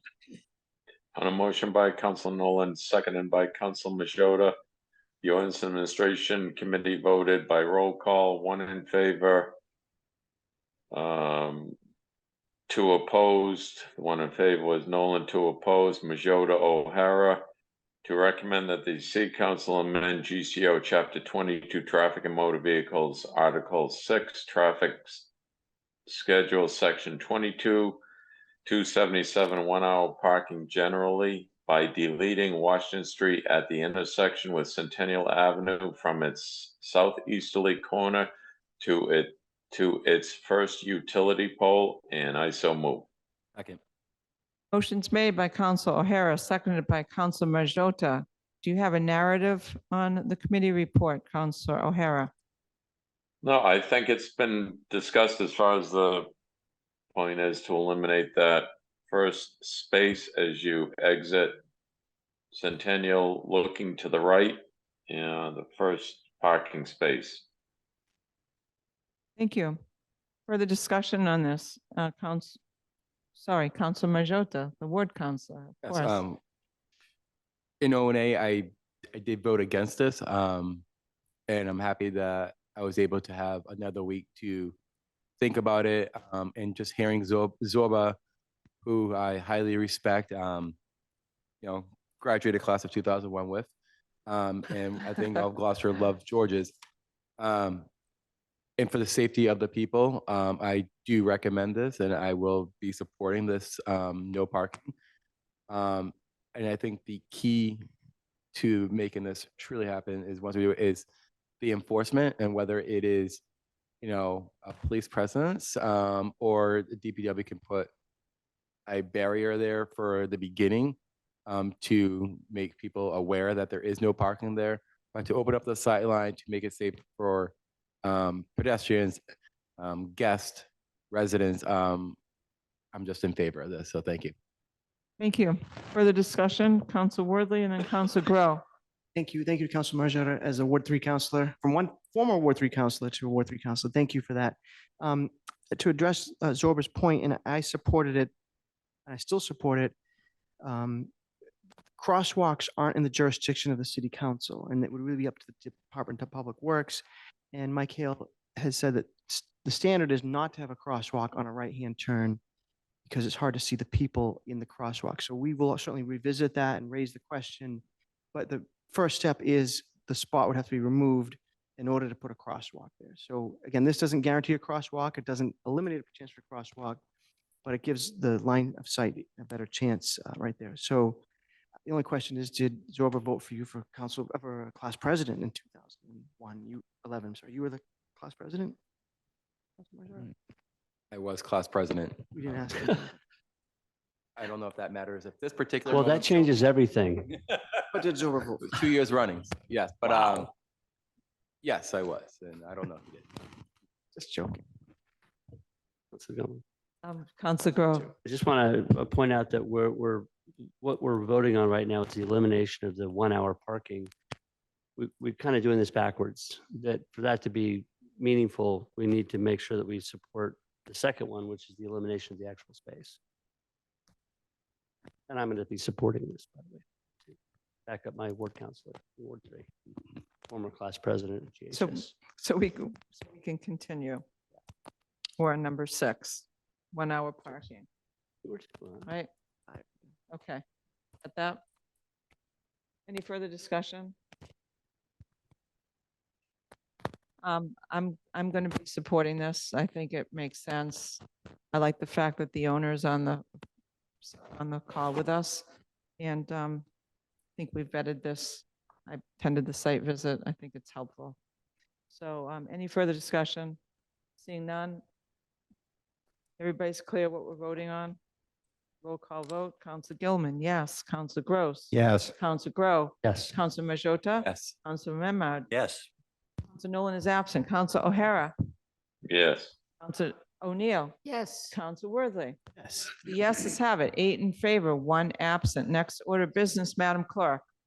Public hearing 2023-039, amend Gloucester Code of Ordinances, Chapter 22, Traffic and Motor Vehicles, Article 6, Traffic Schedules, Section 22-270, Parking Prohibited at All Times, and Section 22-291, Tow-Away Zones by adding Washington Street westerly side from its intersection with Centennial Avenue in a southerly direction for a distance of 30 feet. And this public hearing was continued from the July 11, 2023 City Council meeting. I'd like to open the public hearing and ask if anybody would like to speak in favor. Council Worthley. I'd be happy to speak in favor Okay. of this. Again, just in summation, this is to allow for a parking spot, but this is now 30 feet from the intersection. So it basically moves it 10 feet further southwest, I guess, but further to the right. So that does give an opportunity for a better line of sight for people walking or for people driving. Thank you. Any further discussion? Seeing none? Roll call vote. Close the public hearing. You got to close the Oh, public I'm hearing. sorry. Yeah. Are there any communications? Yeah. There are no communications. And there's Zorba Wait. Kinnixton. We're Oh, okay. wait a I'm minute. back. Don't, Right. we don't have to all take over the public hearing. Thank you, everybody. So we're back to the public hearing and we're asking Madam Clerk, if she has any Anybody else here in favor? communications? We have Oh. someone, Zorba wants to speak again. He Okay, just raised his hand. thank you. So Zorba, you're back and we'd love to hear from you again. Yes, Welcome sorry. So I'm worried about the distance of 30 feet. I'm all in support of losing one parking spot in front. However, 30 feet is more than one parking spot, and I think that would go more than halfway down the restaurant. You know, I'm all for public safety, but you know, parking is very limited where we are. So I don't want to lose more than one parking spot, and I believe 30 feet would be more than that. I did vote for Frank for class president as well. How we get that on record? Both years?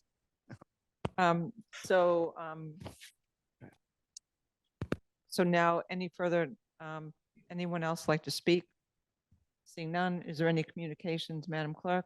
There are none. Are there any further questions to ask? Council Worthley. I was going to answer a question essentially, but we are not adding 30 feet. We're 30 feet from the curb of Centennial, but we're adding 10 from the original 20. We have to eliminate the 20 to add in 30, which is really just the 10 extra feet. So it is just one spot, Zorba. I should make sure that was, if someone else can say it more clearly than I just did, please do, because we are just removing one spot, but the measurement starts from the intersection, not from where the last spot exists. Is that any clearer?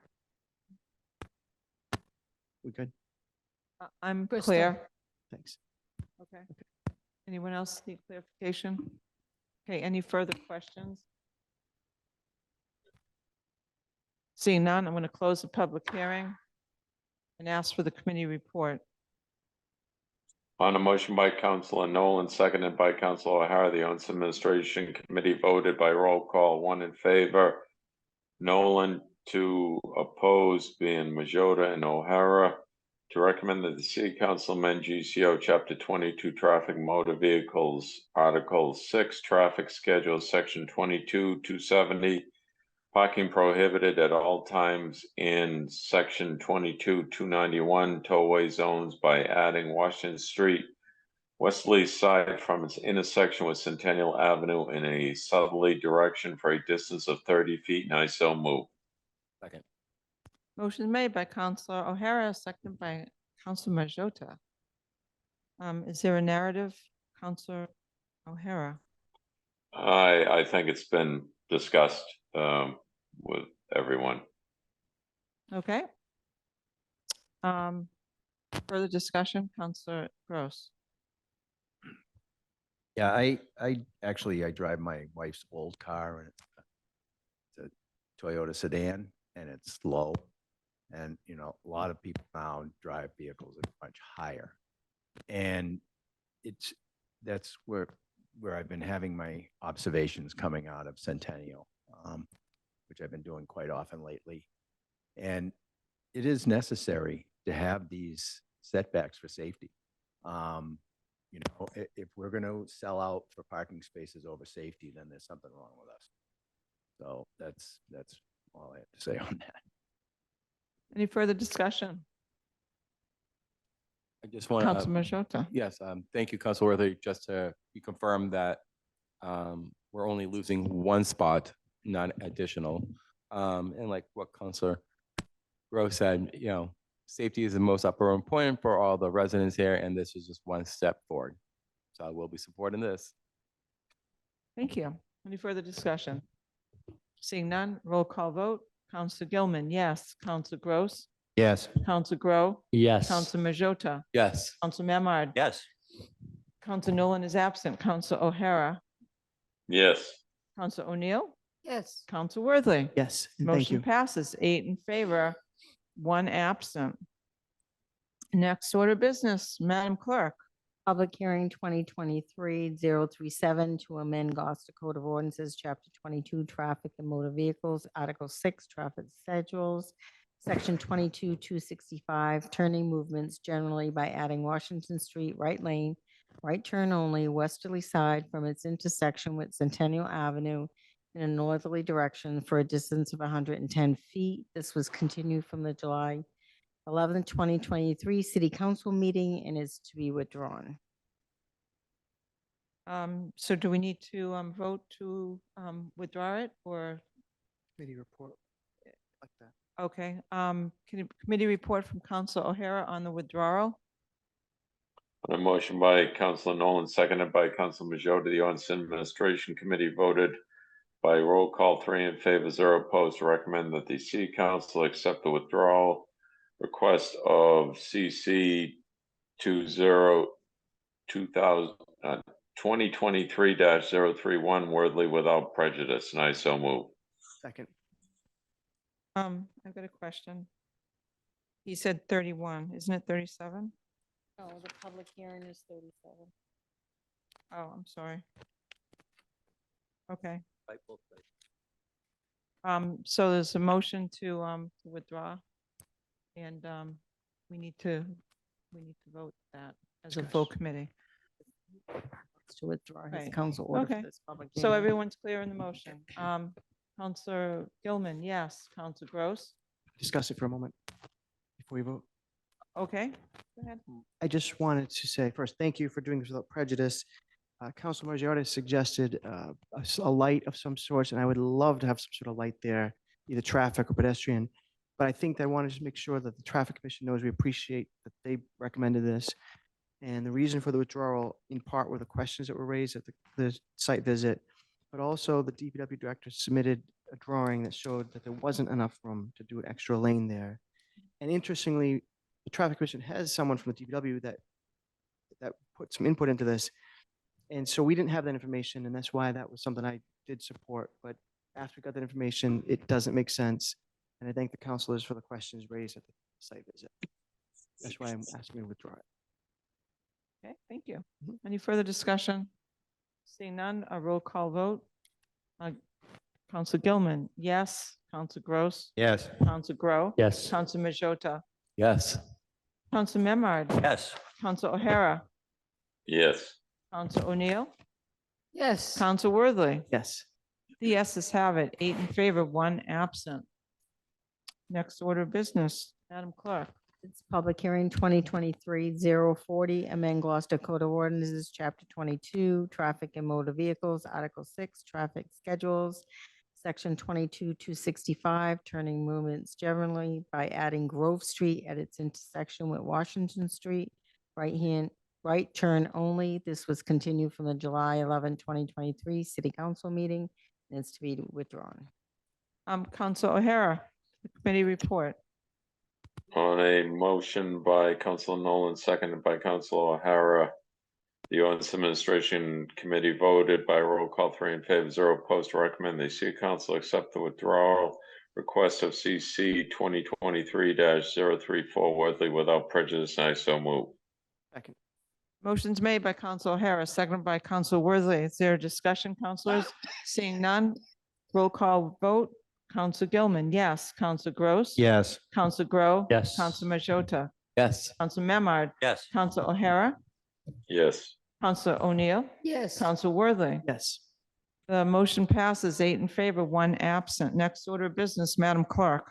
Is public hearing 2023-015 to amend Gloucester Code of Ordinances, Chapter 21, Streets, Sidewalks, and Other Public Places, Section 21-1, prerequisite to acceptance of ways by adding a new language regarding petition requirements and by adding criteria A through F. And this was continued from June 27th, 2023, and it's going to be re-advertised. Okay, are there any questions on why we're doing that, councilors? I don't need to open this public hearing because it's being re-advertised. Okay. Next order of business, Madam Clerk.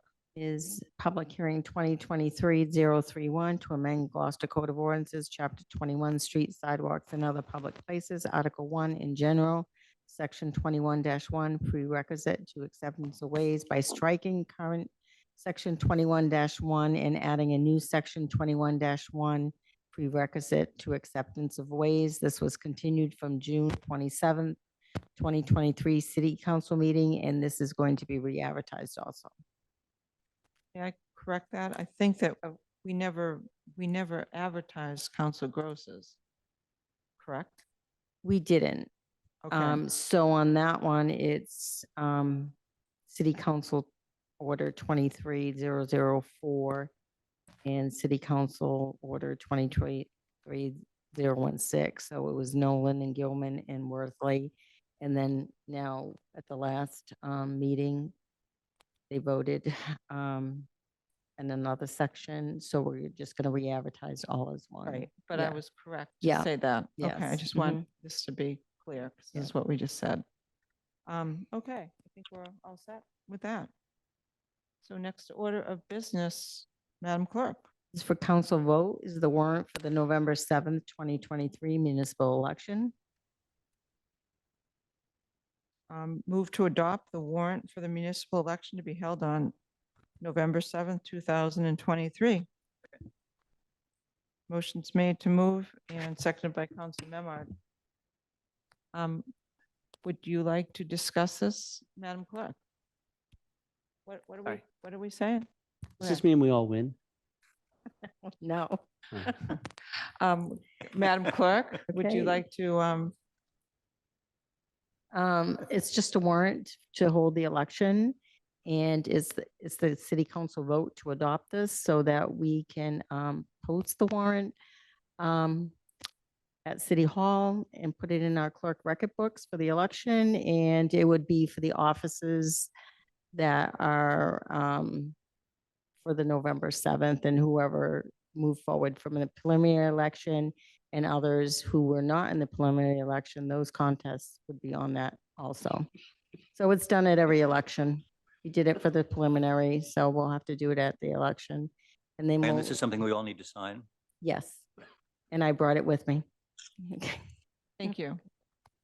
Further discussion on the motion, councilors? Seeing none, roll call vote. Council Gilman, yes. Council Gross? Yes. Council Grow? Yes. Council Majota? Yes. Council Memard? Yes. Council Nolan is absent. Council O'Hara? Yes. Council O'Neill? Yes. Council Worthley. Yes. Yeses have it, 8 in favor, 1 absent. Next order of business, Madam Clerk. Is individual counselors' discussion, including reports by appointed counselors to committees. And it's Counselor Val Gilman on update on the Council on Aging. Councilors, I'm going to confess something. I left my typed up report on the printer and did not bring it. But I do want to take an opportunity. There are 3 or 4 dates that I just want to mention about the Council on Aging. And if I wait to the next meeting, then I'm not going to be able to communicate the dates. First of all, on October 12th, there is our Director of Elder Services, Elise Sinagra, is delighted to report that the Rose Baker Senior Center will participate in the Gloucester Indigenous Heritage Film Festival, a 6-day event during which we will host screenings and discussions on Thursday, October 12th. To paraphrase the stated goals of the festival, the intention is to educate the community, to engage and entertain, and by doing those things, to encourage discussion meant to address stereotypes, misinformation, or misguided generalizations about these important communities. So I just wanted to mention that. And let's see, on the 16th, there is the Old Salties Jazz Band, jazz and Dixie music to this at the Senior Center, swinging tunes from 1 to 3. We also have some great reminders, and seeing that so many of us on this dais right now is so committed to the open door, everybody is. On Thursdays and Friday every week, the Rose Baker partners with the open door, and there's free soup and sandwich lunches, and the delicious soup is made by the open door chefs. And for those 2 dates during the week, Thursdays and Fridays, if you can sign up by 4 on Tuesday for the Thursday's lunch, you can sign up by 4 on Wednesdays for the Friday's lunch, and all you have to do is call 978-325-5801 if you want to sign up. And on Thursdays, there's music accompaniment by Malcolm Ingram on the ukulele. So you can also have lunch and rock it. So it's pretty exciting. And then on Mondays through Fridays, Mondays through Wednesdays, Monday, Tuesday, Wednesdays, the Senior Center partners with Senior Care. And you can have lunches at the Senior Center. And the sign up is you call 978-283-0359 before 10 the day before. You can either enjoy your lunches at the Senior Center or you can grab and go. So it's exciting. I'm not going to talk about a heck of a lot more, except I did want to say the Halloween party luncheon is at Rose Baker is going to be on Thursday, October 26th at 11:30. And Cape Ann Seniors on the Go, Monday through Friday schedule in October. On October 16th, Seniors on the Go is going to Beverly Bootstraps Thrift Store with lunch at the Anchor in Beverly. On October 23rd, they're going to Peabody Plaza, Trader Joe's, and TJ Maxx, and they're going to Peabody with lunch at the Putnam Pantry. In October 30th, near and dear to me, is Essex North Shore Agricultural and Technical High School. They're going to the Danvers Tech for a tour of the cosmetology school, and they're going to have lunch at the culinary school's Maple Street Bistro. So that's really cool. So anyone that's interested in any of those Cape Ann Seniors on the Go should feel comfortable to call 978-325-5812 and sign up. The lunch is at the expense of the participant. So I think that is all. But again, I'm sorry I didn't have my handout. As I said, it is on my printer, but it didn't make it here. But I wanted to mention some of these. Rose Baker is exciting and lots going on, and hope a lot of people are taking advantage of it. So Next order of business, Madam Clerk. Is Counselor Gilman's City Council statement regarding the Gloucester 400 celebration. I'm happy to read the statement. 2023 marks 400 years since the English Dorchester Company landed on our shores. Gloucester sits on the ancestral homeland of the Pawtucket people and their neighbors, the Massachusetts, Nipmuc, and Pennacook and Wampanoag tribes. Please enjoy this year's long and multiple events through 2023, most of which will be free or low cost. Visit gloucesterma400.org for a list of upcoming events. Like and share the Gloucester 400th Facebook page. To receive major event notifications by email, send a request to info@gloucesterma400, all one word, .org. Thank you. Next order of business, Madam Clerk. Council's request to the mayor. Okay, we'll start with Council Gross. I'm good with the request to the mayor, but I would just, can I also talk about other things? Sure, yeah, absolutely. So I went to, my wife volunteers at Wellspring, and I went to their volunteer night. It was rather eye-opening on the amount of things that that organization does. It is just absolutely phenomenal. They have a, they are open to, for visits for the historical building that they have over there and all that. They've done an awful lot of work on the research of who the original Black family was that lived there, the Freemans. And it's rather fascinating to see all the, how that whole neighborhood was, back in the early 1800s to mid 1800s. And I really suggest that anybody who has an opportunity to go visit Wellspring and go through, they have an excellent, almost mural type historical account with all the narrative that goes with it. And what they do for housing is absolutely phenomenal, and what they do in their mentoring programs, they do so much good work. And I said to my wife, she said, well, how come you don't know that? And I said, well, I don't. So, I just think that an awful lot of people need to be more aware of what Wellspring does. We hear a lot about the other organizations, Action and Open Door and Pathways, but Wellspring is doing a mountain of work over there, good works. I mean, we know that they came here. Was it before us that they came and presented about that they're landlords, that they're the tenants for people to be able to rent. So that's just one of their programs, but they are a fantastic organization. Thank you, Counselor. Next person is Counselor Grow. It's me.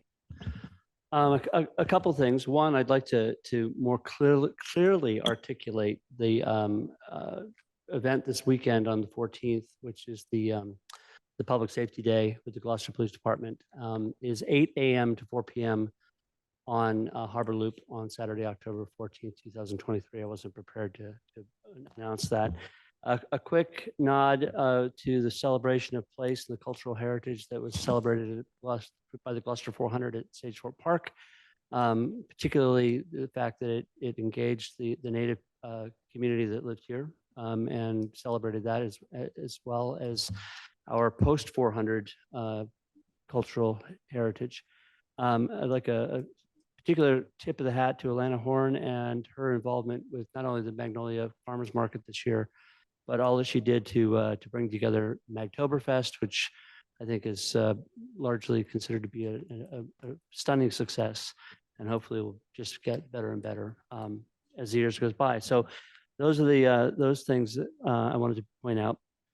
I would like to make a request to the mayor. The discussion of the living wage has been something that's been on my mind actually for a couple of years now. And while I was reticent to get involved in the negotiations and the discussions with the paras, the issue of a living wage is still something I think that the city council and the administration needs to address. And what I would like to request is that the mayor convene a working group with the auditor, the treasurer, the personnel and legal department, and either a representative of BNF or ONA or City Council to begin the process of examining what a living wage ordinance in Gloucester would mean, what it would cost, what the consequences of it might be, so that we could consider the possibility of joining other communities across the country who have established living wage ordinances and begin to establish a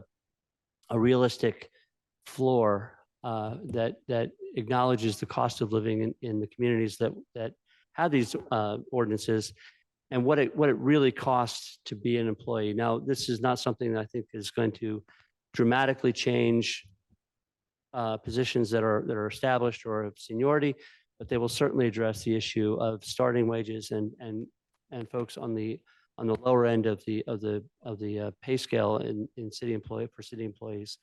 And I think that's something that is a serious issue that we really do need to address. I think it's unlikely that it's going to happen this year. I hope whether I'm on the council next year or not, that the council begins to take this as something that they take seriously with the administration, and so we can't come to a place where we acknowledge the stifling cost of living that we have here and the difficulty in keeping employees, especially at the lower end of the scale. But I mean, I think that filters up through all the pay scales. So that would be my request to the mayor, and I hope that he takes it seriously. Thank you, Counselor. Next up is Council Majota. I have to follow up with Council Grow and Grows. No, with the actual request to the mayors, I do not have anything I have requested has been through email. So that's it for me. Thank you. Councilor Memard.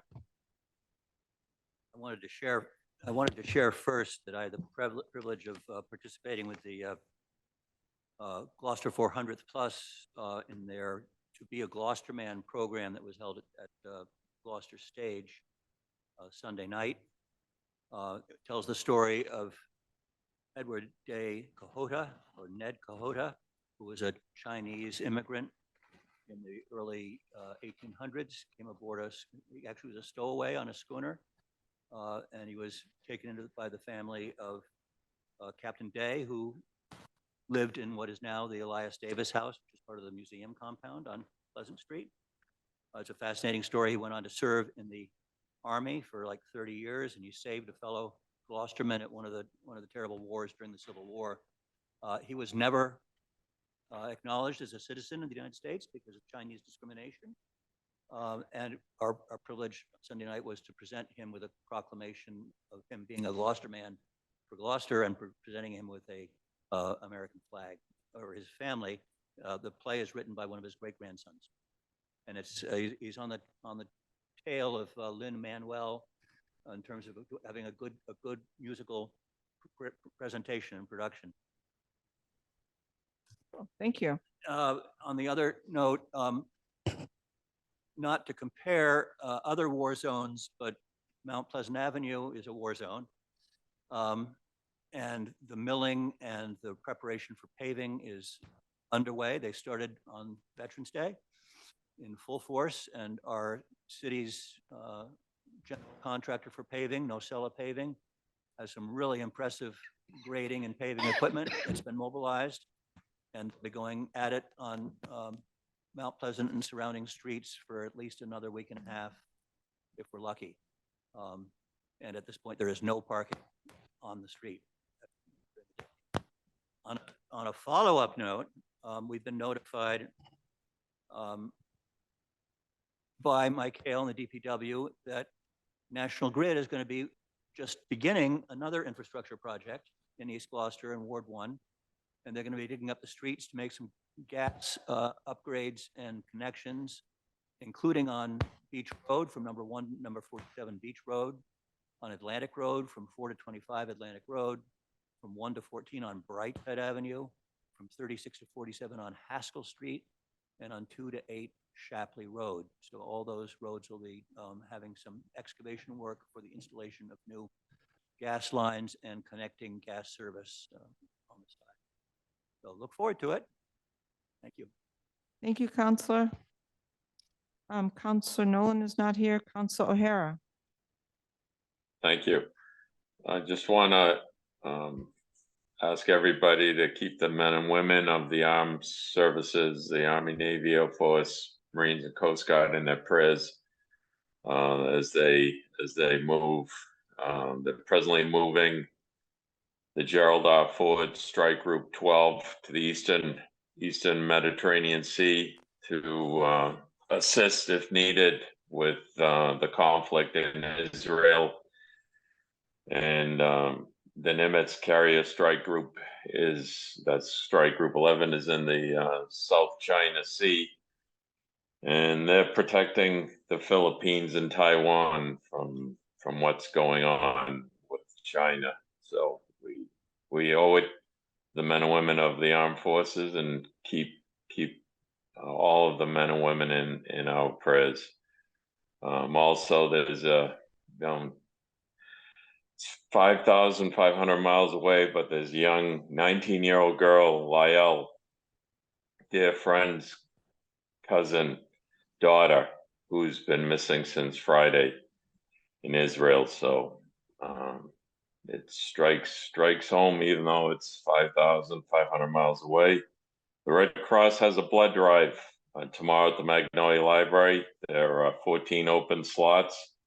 The Red Cross is keeping the passageways open for assistance with what's going on in Israel, and they haven't been called up, but there is definitely a shortage of blood. So everyone consider rolling up your sleeves and donating a gift of life. You can start tomorrow at the Magnolia Library. Thank you.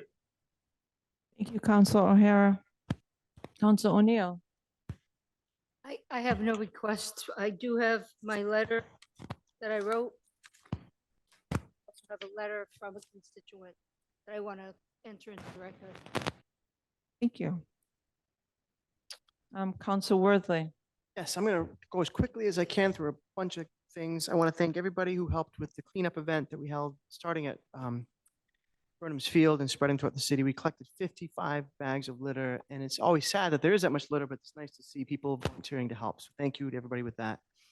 Tomorrow morning, the Open Doors having their autumn breakfast starting at 7:30 in the morning at Beauport Hotel. I think Councilor Gross got a wonderful award last year. I'm not sure if you're getting another one this year, but no, but thank you for all you do. That's a fundraiser for their holiday baskets, and that's tomorrow morning at 7:30 a.m. I think tomorrow we have Dick Wilson Day at Gloucester High School, 2 p.m. What's that? 2:30? Okay. I put it in my phone for 2 o'clock, so I'm there on time. I want to thank the mayor and everybody who participated in the domestic violence abuse awareness event last week.